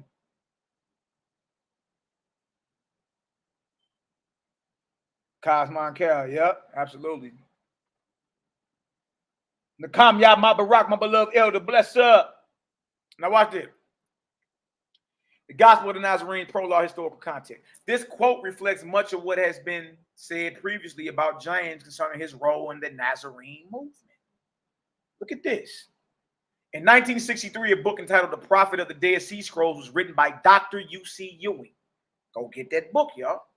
A theologian whom Albert Schweitzer referred to as the Renaissance of Leonardo da Vinci. Dr. Ewing was an architect, sculptor, and painter of note as well. Being somewhat of a mentor on this topic, Dr. Ewing states, look at this. Look at this. The first gospel was set down in Aramaic, not in Greek. But y'all, the New Testament is in Greek. The New Testament you had today was written in Greek. But all the scholars know that, you talking about Hebrew people. You talking about Nazarenes. You talking about Yeshua. These men historically spoke Hebrew and Aramaic. Even though they could understand Greek or maybe speak a little Greek, they definitely didn't write in Greek. So now you got to ask, who wrote the New Testament? And y'all don't mean there ain't Jews that to be had in it. You know, it's Jews to be had in everything. But if it go against creation, it's going against the Creator. Believe that. All right, now watch this. The first gospel was set down in Aramaic, not in Greek. It featured the mother tongue of Yeshua and the brethren of the scrolls. And the brethren of the scrolls. What scrolls?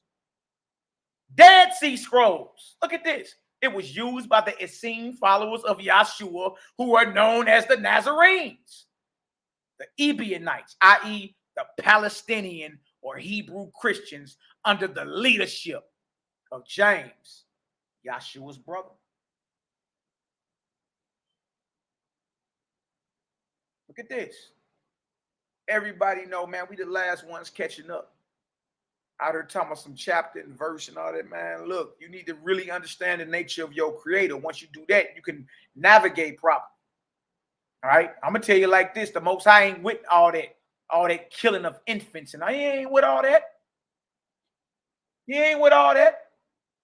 Killing infants and sucklings and animals. And just, no, he ain't with none of that. Look, even if you go check Egypt. Even if you go check Egypt. When it was time for us to leave Egypt, guess what? Israel ain't have to go pull swords and put down no Egyptians. What the Most High do? He just recalled the spirit. He just recalled the spirit. The Most High don't need you to go put no sword to nothing he created and lay it down. Is you crazy? So when you read stuff like go utterly kill infants and spare not, that ain't the Most High. That's the pen of a false scribe that's inspired by a false God. You understand? That has made his way into the scripture. Absolutely. That ain't the Most High. You know what I mean? These Negroes out here telling them they'll kill children. Huh? No, that ain't how true God roll. That ain't how the Nazarenes and them roll. That ain't how Yeshua roll.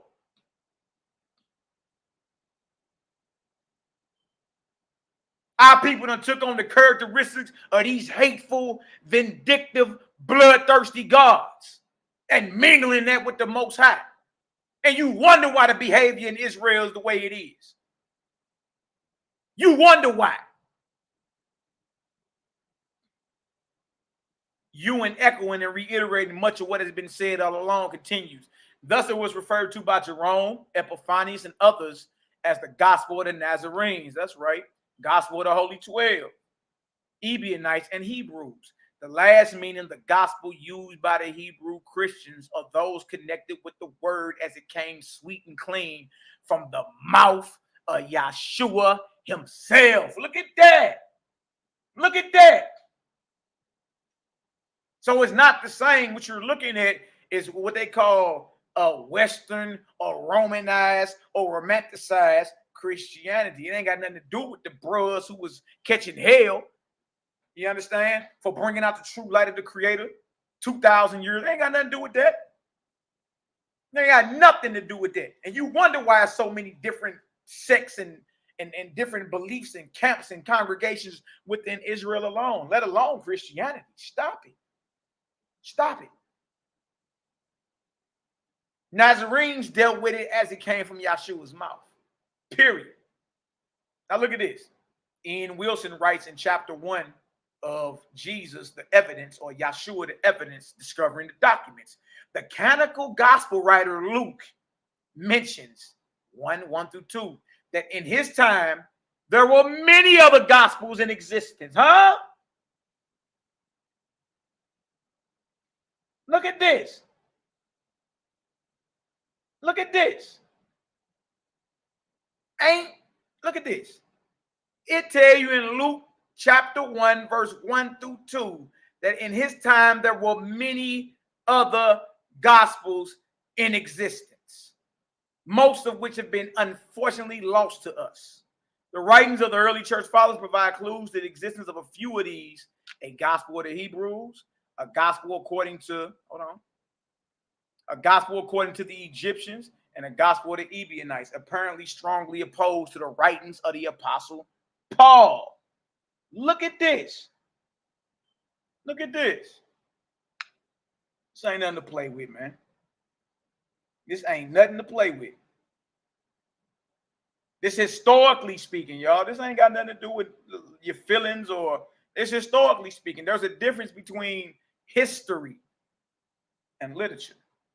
There's a difference. All right. Now watch this. It says, apparently strongly opposed to the writings of the apostle Paul, mentioned in a condemnation of heresies by the 4th century writer Epiphanius. Clearly, the manuscripts discovered so far are but a drop in the ocean of early documentary material circulated about the Messiah. Wilson here is only warming up for an even more provocative criticism in chapter 2, the fallibility of the Gospels. That's another book. Check it out. Go check it out. It's nothing to be afraid of, man. What you gonna do? Find out you was doing something wrong, correct yourself? That's good. All right, now watch this. In some instances, it is as if a second generation has heavily altered first-hand material. Wow. Support for such an idea exists. He goes on to quote Papias from early in the 2nd century. Matthew compiled the sayings in the Aramaic language, and everyone translated them as well as he could. He then, I'm going to read it again. He goes on to quote Papias. Now, Papias is late 1st century, early 2nd century. You talking about 110 AD when he was writing this stuff. All right.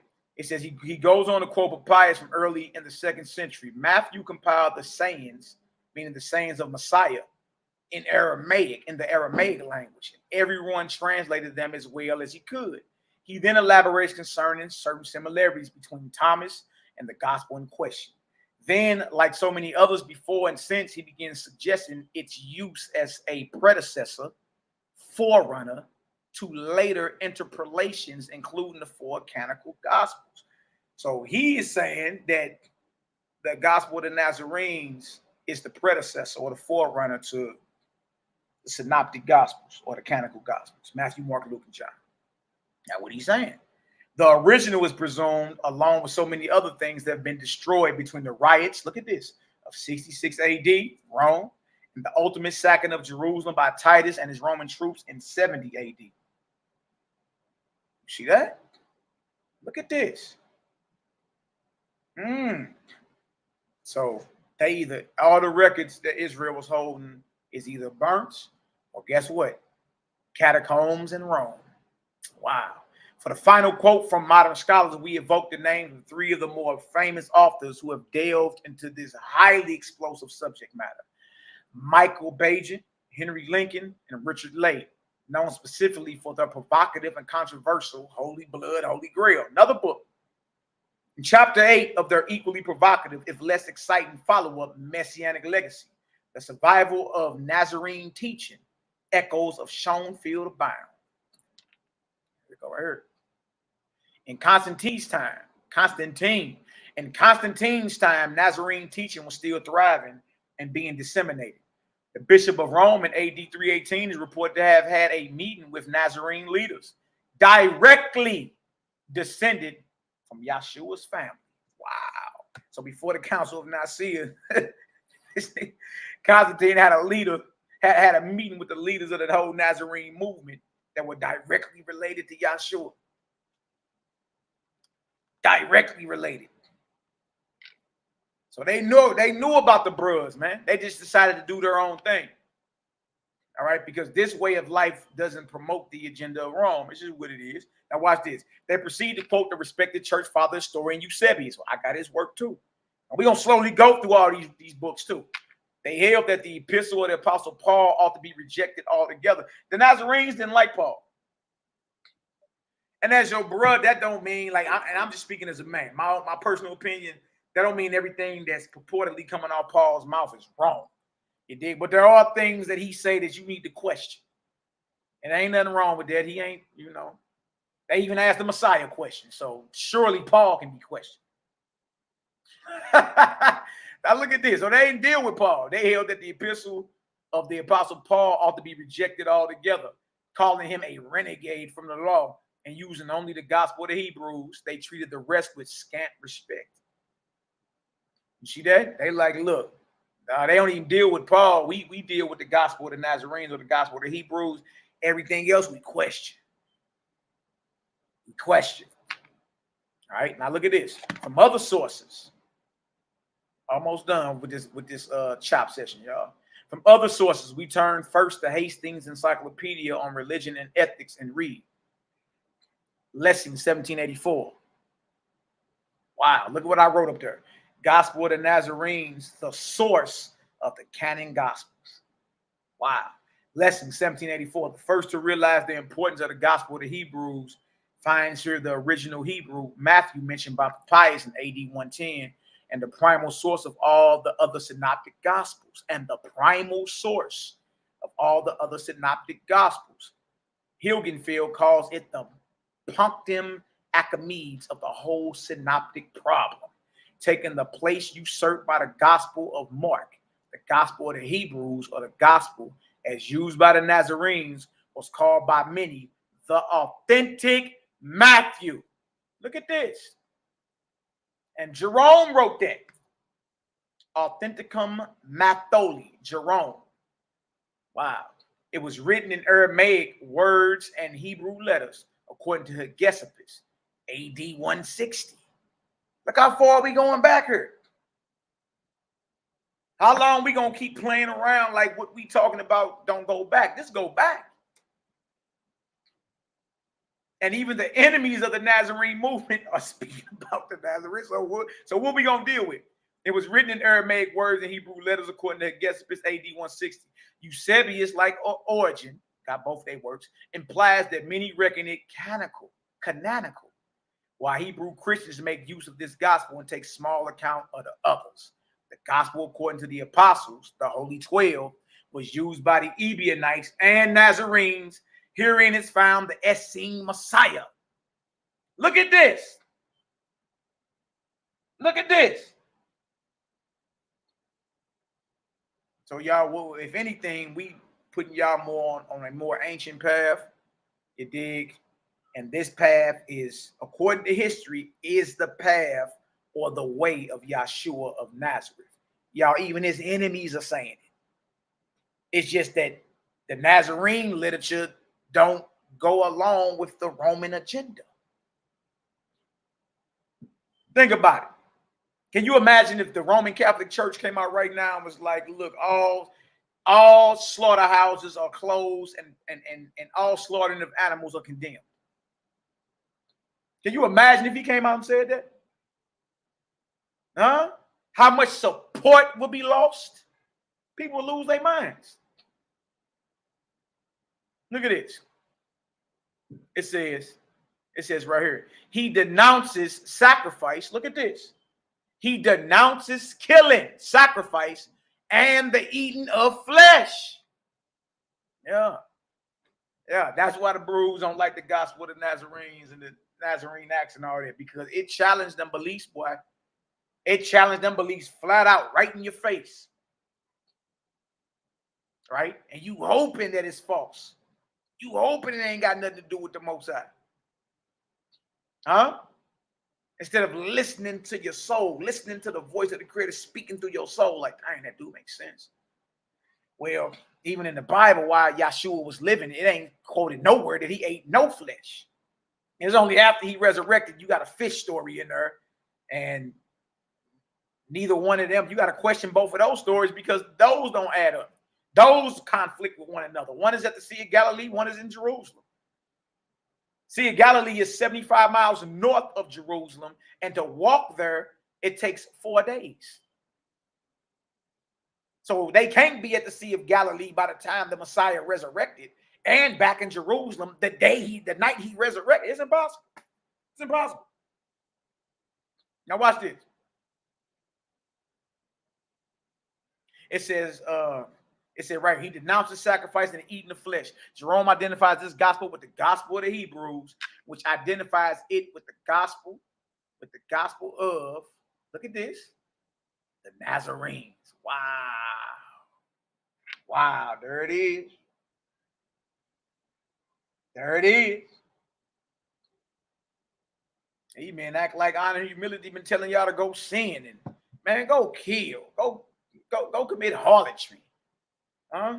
Go get you a whore. Go drink some blood. Go chew on some flesh. Think about the message that's been coming out. The message being like, no, y'all get on back to the beginning. Get in tune with the Most High's creation. Worship him. Follow the teachings of the Messiah. You understand? Watch out for the scribes and a lot of that stuff been compromised. So watch out. You dig? Never abandon common sense. Never abandon the voice of the Most High. Follow the words of Mashiach.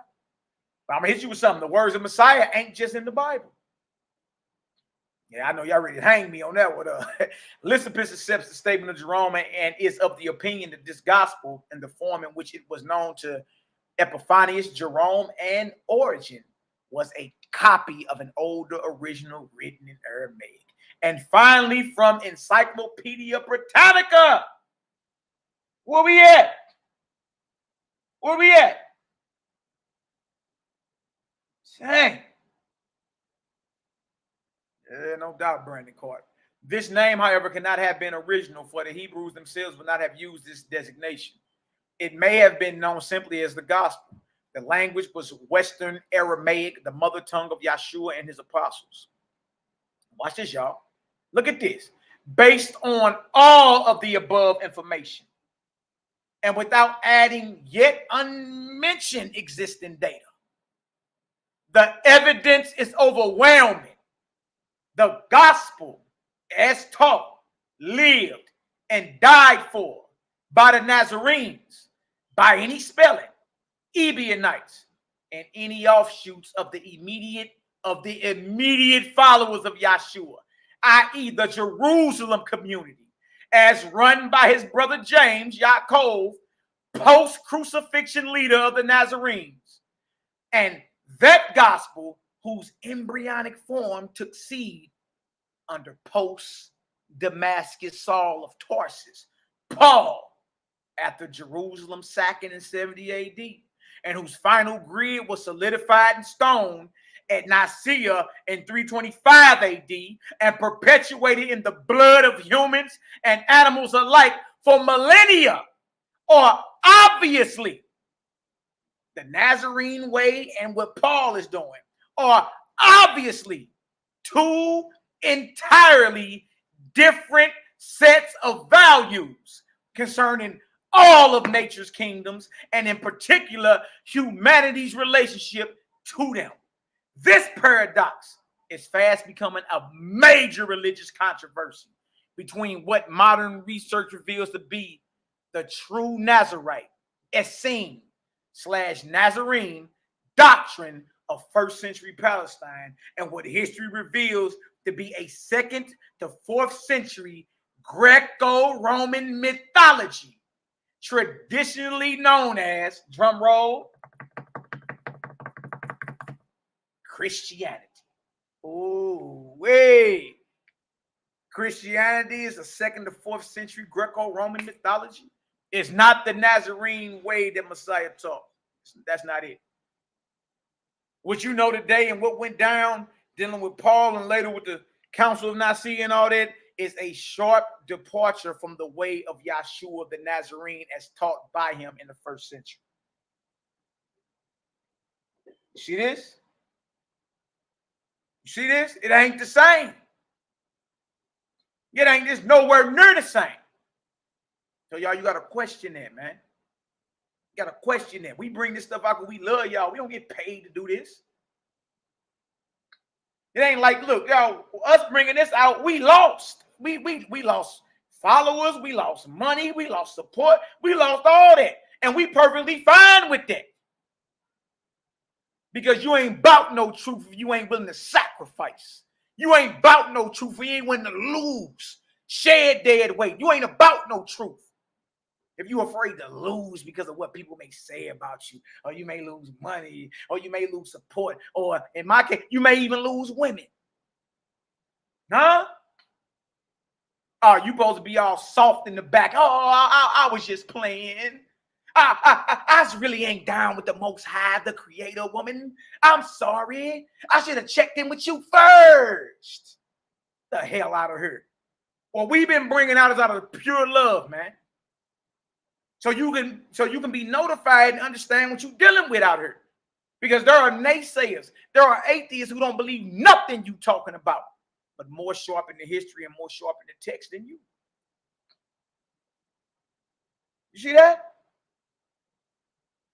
Come on, man. You got to get yourself together. Like what we talking about, all you got to do is examine what's being said and ask yourself, what have them brothers said that's wicked, evil, or sinful? Them brothers ain't told you to go shed no blood. Them brothers ain't told you to go drink no blood. Them brothers ain't told you to go eat flesh. Them brothers ain't told you nothing that goes against the creation of the Almighty. These brothers are even challenging you to purify the Most High's temple, which is your body. What's wrong with that? What's wrong with us telling you, look, man, get away from all the paganism and stuff. Hey, watch out for a lot of them rituals the Bruise is doing. You know what was going on in the wilderness wasn't of the Most High. You do know that, right? You do know in Amos, the Most High say, that wasn't me you were sacrificing to in the wilderness. That was Molech now. Huh? We do got in Psalms 95, verse 8 through 10, the whole time we was in the wilderness, we never knew the Creator's ways. Dang! He was grieved with us for a complete 40 years. He said, y'all never knew my ways. Well, whose ways did you know then? Because think about it. What all did you get in the wilderness? Once you identify that, you'll see, dang, that's what the modern Hebrew Israelite movement is based off of. The 40 years of walking in a circle in the wilderness. That's what it's about.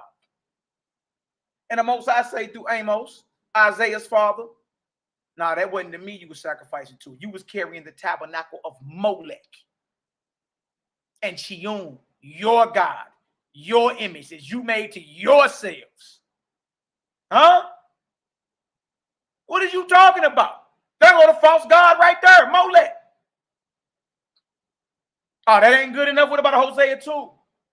Huh? Verse 14 on down to 18. What about that one? But the Most High talking about destroying the names of Baal out of our mouths. Once you're redeemed. Do you mean to tell me Baal was in the name of the mouth of the Israelites? Even today? Man, maybe not in name, but in what? Worship. See, you get caught up on the name so much, you never trip off the worship, the body of notes, the worship that's attached to the gods. You see this? You got Baal in Hosea 2. You got who? You got Molech and Chion in Amos chapter 5. You got 1 Chronicles 21, Satan tempting David. Forget about Solomon. We all know good and well Solomon was dealing with the false gods. I mean, think about it. Think about it. To where Yahshua got to come and say, look, all that was before me were liars. Huh? You of your father, the devil, and the lust of your father you will do. He was a murderer from the beginning.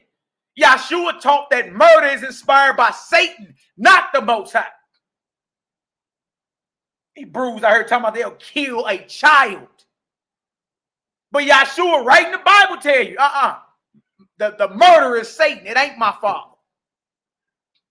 He was a murderer from the beginning and abode not in the truth.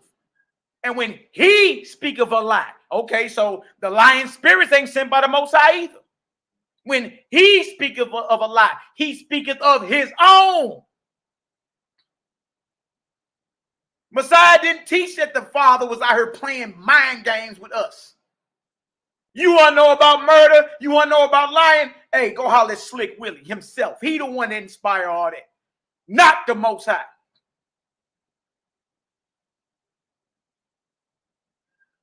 You see that? Y'all, we ain't making none of this up. You got to know the character of the Most High. You got to know the Most High is all-knowing. So anything that explains him as being ignorant, you got to scratch that. Or you got to question that. You got to believe the Most High is omnipotent, all strength. So any verse that identifies him as being weak, you got to question that. You got to scratch that. The Most High is righteous. Inspires you to be righteous. Wants you to walk in this marvelous light. So anything that's saying the Most High is evil, and he playing mind games on that, you got to scratch that and question that. Either he's the all in all, the ever present, the all person, always was, is, and shall be, or he LaDur on them over there. He Lil Willie in them right there. That somebody can make into an image. You can't make the Most High into no image. What did Yahshua teach? The Most High is a spirit, and those that worship him must worship him in what? Spirit and truth. Ain't supposed to be no damn images up of the divine or the Most High. None. Ooh-wee. I know somebody mad, but y'all be all right, man. You did understand that and know that. All right, so that's the end of the Gospel of the Nazarenes, the introduction section, the prologue section, and all that. You dig? We got more we're gonna get into. Give y'all an example, so maybe y'all can look up some of this stuff until the next time. I'm gonna show y'all a little something what we're gonna be dealing with. This right here. Hey man, look, I study games deep.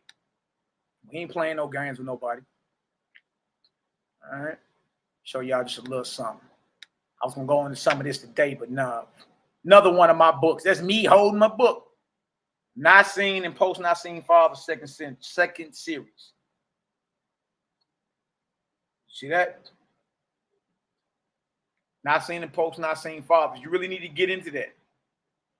Theodoret, Jerome, Grenadius, and Rufinus. Historical writings. You did get into that so you can understand what's really going on, man. And you'll start realizing, hold on, it's a difference between the history. You know what I mean? It's a difference between the history and the and literature.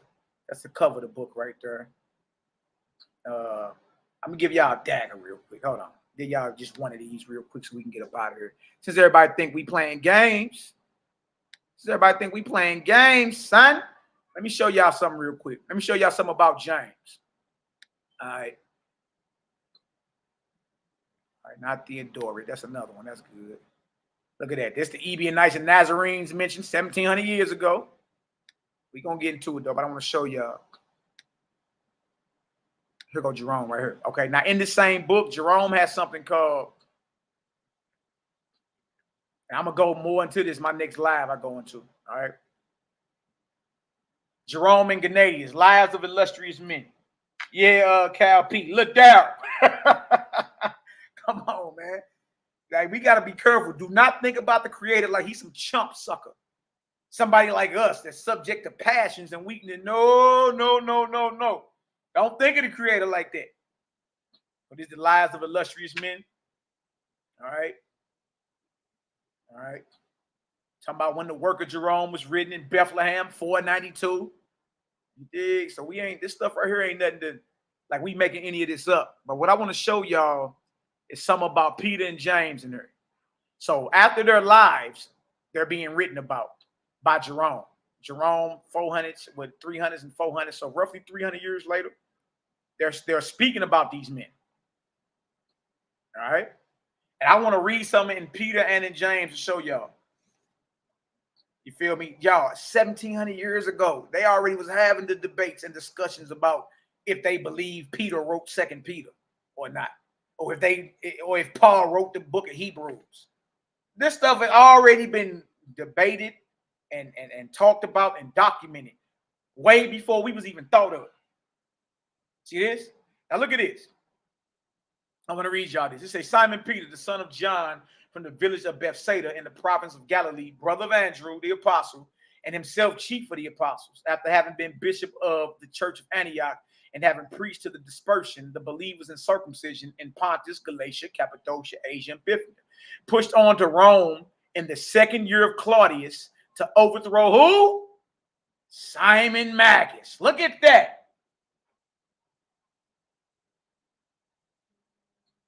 Look at that. Y'all see that? Simon Magus is even mentioned by Jerome now, who lived 300 years later. Simon Magus, who Peter was battling in the Nazarene Acts that we read, is on the mouth of Jerome 300 years after the matter. Wow. Look at this, right? Now watch this. It says right there, to overthrow Simon Magus and held the sacerdotal chair there for 25 years until the last, that is the 14th year of Nero. At his hands, he received a crown of martyrdom. Peter was murdered. He received a crown of martyrdom. It says, being nailed to the cross with his head toward the ground, upside down, yep, and his feet raised on high. It's certain that he was unworthy to be crucified in the same manner as his master. He wrote, look at this, he wrote 2 epistles which are called Catholic. Catholic means universal. He wrote 2 epistles which are called universal or Catholic. The second of which, on account of its difference, the second Peter, the second of which, look at this, the second of which, on account of its difference from the first in its style, is considered by many not to be by him. Look at this here. Look at this. So 1700 years ago, it was already understood that 2 Peter was not written by Peter. It's pseudepigrapha. It's something that came out, a pseudo-anonymous. It's something that's written after Peter dies in his name, alleged to be by him. But they already knew that wasn't by him. Now, why is this important? Because 2 Peter 3:15 through 17, that my Israelite brothers love to go to, right? Peter supposedly bigging up Paul. But did y'all know 1700 years ago, it was already on record that Peter didn't write 2 Peter. If you understand that, give me your 4 up in the chat. I want y'all to hear what's going on here, man. This is serious. This is serious. Not my words. They understood this, y'all, 1700 years ago. That 2 Peter wasn't written by Peter. You see this? Now watch this. Then too, the gospel according to Mark, who was his disciple and interpreter. So, hold on. So Mark wasn't even no eyewitness of Yahshua. He was a disciple of Peter. And it said, and his interpreter is ascribed to him. On the other hand, the books of which one is entitled his Acts. Y'all, Peter's Acts is, guess what Peter's Acts is? The Nazarene Acts of the Apostles. Peter's Acts is the Nazarene Acts of the Apostles. It's Nazarene literature. You dig? Look at Cal P. What the foes mean? Folk for the tribe, Cal P. You know what I mean? Folk tribe in the building, Cal P. And we better be careful. They around here talking about we gang banging now. You dig? But 4 just for the tribe, man. Sometimes I say 9, 8. Sometimes I say 7, 3, 4. But 4 is dear to a lot of us because it's for the tribe. For tribe. But watch this. Then it says right here, it says the books of which one is entitled his Acts. another his gospel, a third his preaching, a fourth his revelation, a fifth his judgment, are rejected as apocryphal. So the Roman authorities rejected a lot of Peter's works. And they just went on and said that it's well understood 1700 years ago that Peter did not write 2 Peter. So that means Peter was not bigging up Paul. All praises, glory, and honor to the Most High. You did? All right, before we end it, I'm going to go ahead and show y'all about James. All right. Now, we all know James is the brother of Messiah. All right. Now, some of the histories will say that they didn't have the same mama, but the same daddy. And the Nazarene Gospels actually say they had the same father and mother. I mean, that's just all up to what you agree with. Nobody can make you believe anything. All right. But according to even to the Bible, Mark the 6th chapter, it was 7 children. It was 5 sons and 2 daughters that Joseph and Mary were responsible for. All right. He had brothers, man. He had sisters. He had family, cousins. You understand? Like all this was going on. These brothers were hunted down and destroyed by the Herodians. You did? This is the Jehu M. This is the Gospel of the Nazarenes. Oh, now this book right here is the Nicene and post-Nicene fathers. I'll put it back up when I get done. I'll show you. That's right, Eliyahu, YAHKI. Peter's Acts, Nazarene Acts of the Apostles, is the real book of Acts. It is. The Acts you have in your Bible was written by Luke, who was a disciple of Paul, who never met the Messiah. Come on, man. Stop that. Stop that. All right, James, who was called the brother of the master, surnamed the Just, is the son of Joseph by another wife. This is what Jerome is saying. But the Nazarene literature don't agree with that. All right. By another wife. All right. As some think, but as appears to me, the son of Mary, sister of the mother of our Lord, of whom John makes mention in his book. After our master's passion, at once ordained by the apostles, bishop of Jerusalem, wrote a single epistle, which is reckoned among the 7 Catholic epistles. And even this is claimed by some to have been published by someone else. So 1700 years ago, they like, look, the book of James that you have in the New Testament, they like, that may have, more than likely, that wasn't even written by him. Wow. Look at this. It says right here, bing, bing, bang. It says, by some to have been published by someone else under his name. Y'all, that's called pseudo-anonymous. All right. And gradually, as time went on, to have gained authority. Hegesippus, who lived near the apostolic age, in the 5th book of his commentaries, writing of James. Now remember, James is the little brother of Yeshua. He's in charge of the whole movement. He is a Nazarite or a Nazarene. Now look at this. Hegesippus, who lived during the end of the 1st century and into the 2nd century, who lived near the apostolic age, in the 5th book of his commentaries, writing of James, says, after the apostles, James, the brother of the master, surnamed the Just, was made head of the church at Jerusalem. Many indeed are called James. This one was holy from his mama's womb. Look at this. Look at this. From his mama's womb. He drank neither wine nor strong drink. Ate no flesh. Look at this. Ate no flesh. Never shaved or anointed himself with ointment or bathed. Dang, he ain't even take no baths. What is going on here? Make sure y'all wash y'all stinking rear end. Don't be trying to go too hard with this. You did. But that right there, I'm gonna go into this in more detail when it's time for the next live. You dig? So let me go ahead and stop. I just wanted to show y'all that real quick. Let me pull that book back up so those can see what it is. Oh yeah, we went and studied this thing though, man. We didn't play. We went and studied it. That's what the book is right there, y'all. Post-Nicene and post-Nicene Fathers, 2nd century. All right. Francis P. Absolutely. Now look at this. So that right there is what we got. All right. So let me go ahead in that.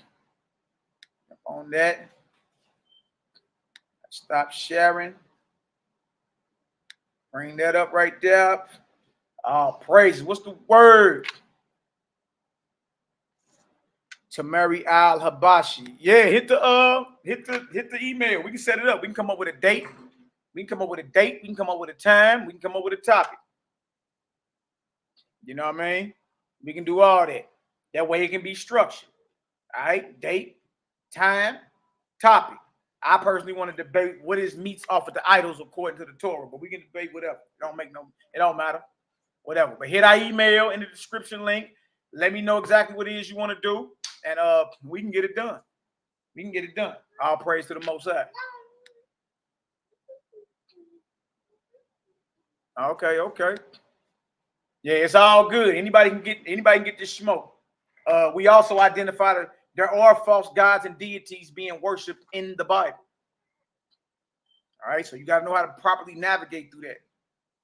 Everything is not of the Creator. Know that and believe that. All right. So, anybody got any questions before we get up out of here?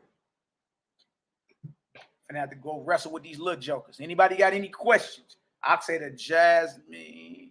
Yeah, they bathed in cold water. Y'all make sure y'all wash y'all rear end. Don't be out here telling us something. I'm James. What's up, Kevin Lovely, my brother? Hi, all good. Abba, hi. To Mary Al Havasi. Yeah, just get in contact with us. We can go over the false gods. It's real easy. It's real easy. So once you say something, I'm gonna have to address it right back. And then we're gonna be on here again. Stop, boy. Stop. So just email us. We can do it live. Don't worry about it. We'll do it live right in front of everybody. Oh, yeah. Look, bro. Homilies, the Bible, Essene Gospel, whatever. It's true about this. When you read anything, you're gonna run across something that's problematic with your spirit. So I ain't the one up here saying that the Nazarene Essene literature is flawless. You know what I mean? So get in contact with us and we can go ahead and get it on. I'll put you right on the screen. We can go live and get it. Let me know exactly what you want to debate, the title, topic, the time, and we can eat. That's what's up. Nazarite myself. That's what's up. All praises. Okay, I'll say mind blowing, good lesson. All praises. All right, salute. That's what I'm talking about. Hey man, stop. All right, I'm live. Kevin Lovely, salute. Tell my little brother too, the chosen one, my little brother. Tell him I said shalom. Your little brother. He reached out to me not that long ago. Yep, y'all can come on, get it, man. Anybody that want to chop it up, it's never nothing.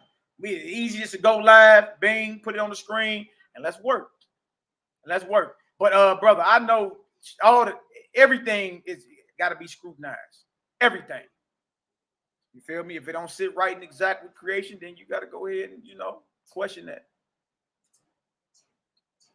Yeah, Kevin Love, let's chop it up. You already know we family, man. You know it's good. And it's like that with anybody, y'all. It's family over here. I know I come off bold and how it is sometimes, but it's just what it is, man. Family. Let's rock and get her done. All right. Any more questions? I'm pretty sure it does. Look, Tamari Al Habashi. We not hiding at all. We ain't hiding at all. There are things in her that disagree with what's in her. One say Nazarene, one say Essene. And you can get into the homilies or the Nazarene Acts. Understandable. I know all that. So it ain't like you're going to say something we be like, oh, dang, our foundation is destroyed. No, it ain't that. Our foundation is the Most High. You feel me? And his doctrine is taught by Yahshua the Messiah. See? That's it. He said, is the creator one of many? No, the creator is the creator. You understand? And the creator has many sons and daughters who can rise up in the ranks and be, co-creators and learn to master elements and all that. Yeah, they can do all that. You dig? But they are never worshiped. Only the Most High is worshiped. All right, he's the creator. All right, but he does have many sons and daughters that do his will. You understand? Many sons and daughters who are not even alive anymore in the spiritual realm that does the Creator's will. They are not worshiped, but they are sons and daughters or gods and goddesses of the Most High. But they are not worshiped. They are not worshiped at all. You dig? So make a difference between the Creator, the Most High, and anything or anyone else. You be cool. You dig? All right, facts. That's by the books are not our God. Nah, books are not our gods. Not at all. I don't worship no book at all. What's up, son? My belly's turning brown. What you mean it's turning brown? Boy, you been brown. But he's talking about his belly turning brown. Yep, my body is brown. NehemiYAH, whatever, Slim. Look at NehemiYAH. Slim. Slim. Slim. It's brown right here. Yeah, but we know all about that, so it ain't no thing. And look, it ain't no thing to pull it up and show it either. So, next live, if you want, just email me. I can bring you on, bro, and you can talk about, your perspective. My brother, what's his name? Tamari Al-Habashi. You come on here and give us your perspective. It's all good.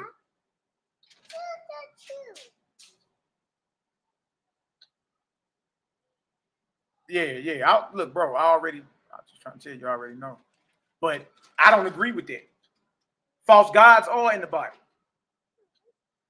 You dig? So maybe that can be a topic. If you want to shoot that out live. Are false gods in the Bible? Or false gods in the Bible being worshipped by the children of Israel at times? Are there false gods in the Bible assuming to be the Creator? How about we do that? To make that a topic. Are there false gods in the Bible assuming to be the Creator? My stance is yes.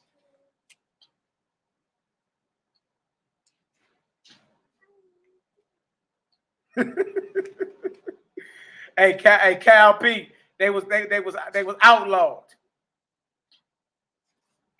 You dig? Yeah, contradiction. Plenty, bro. Listen to me. It's plenty of contradictions. Plenty. So I mean, we can get it. If that's what you want to do, let me know. Line you right on up. All right. Any more questions? I'm gonna get on up out of here, man. The inmates are starting to run the asylum. You dig?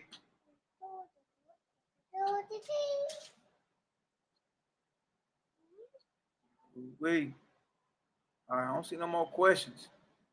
All right, y'all. I'm about to get up out of here. Love y'all indeed and in truth. All praises to the Most High. All right. And through the power and essence of the Most High, we come against every unclean spirit that has our people bound in this hour.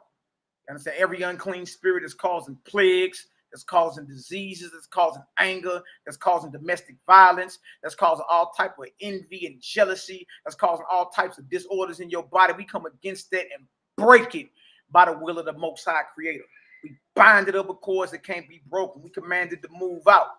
No unclean spirit, no false god has no authority amongst us. We put all you false gods on notice. We bind you and break your will in the name of the Creator. Ooh-wee. Make somebody mad. All right. All praises, all glory, all honor. Y'all get at me when y'all get at me. If not, email me and let's set it up and get it done. And once again, y'all thumbs ain't broke. Let's get it done. Y'all. All praise to the Most High. Watch out, boy.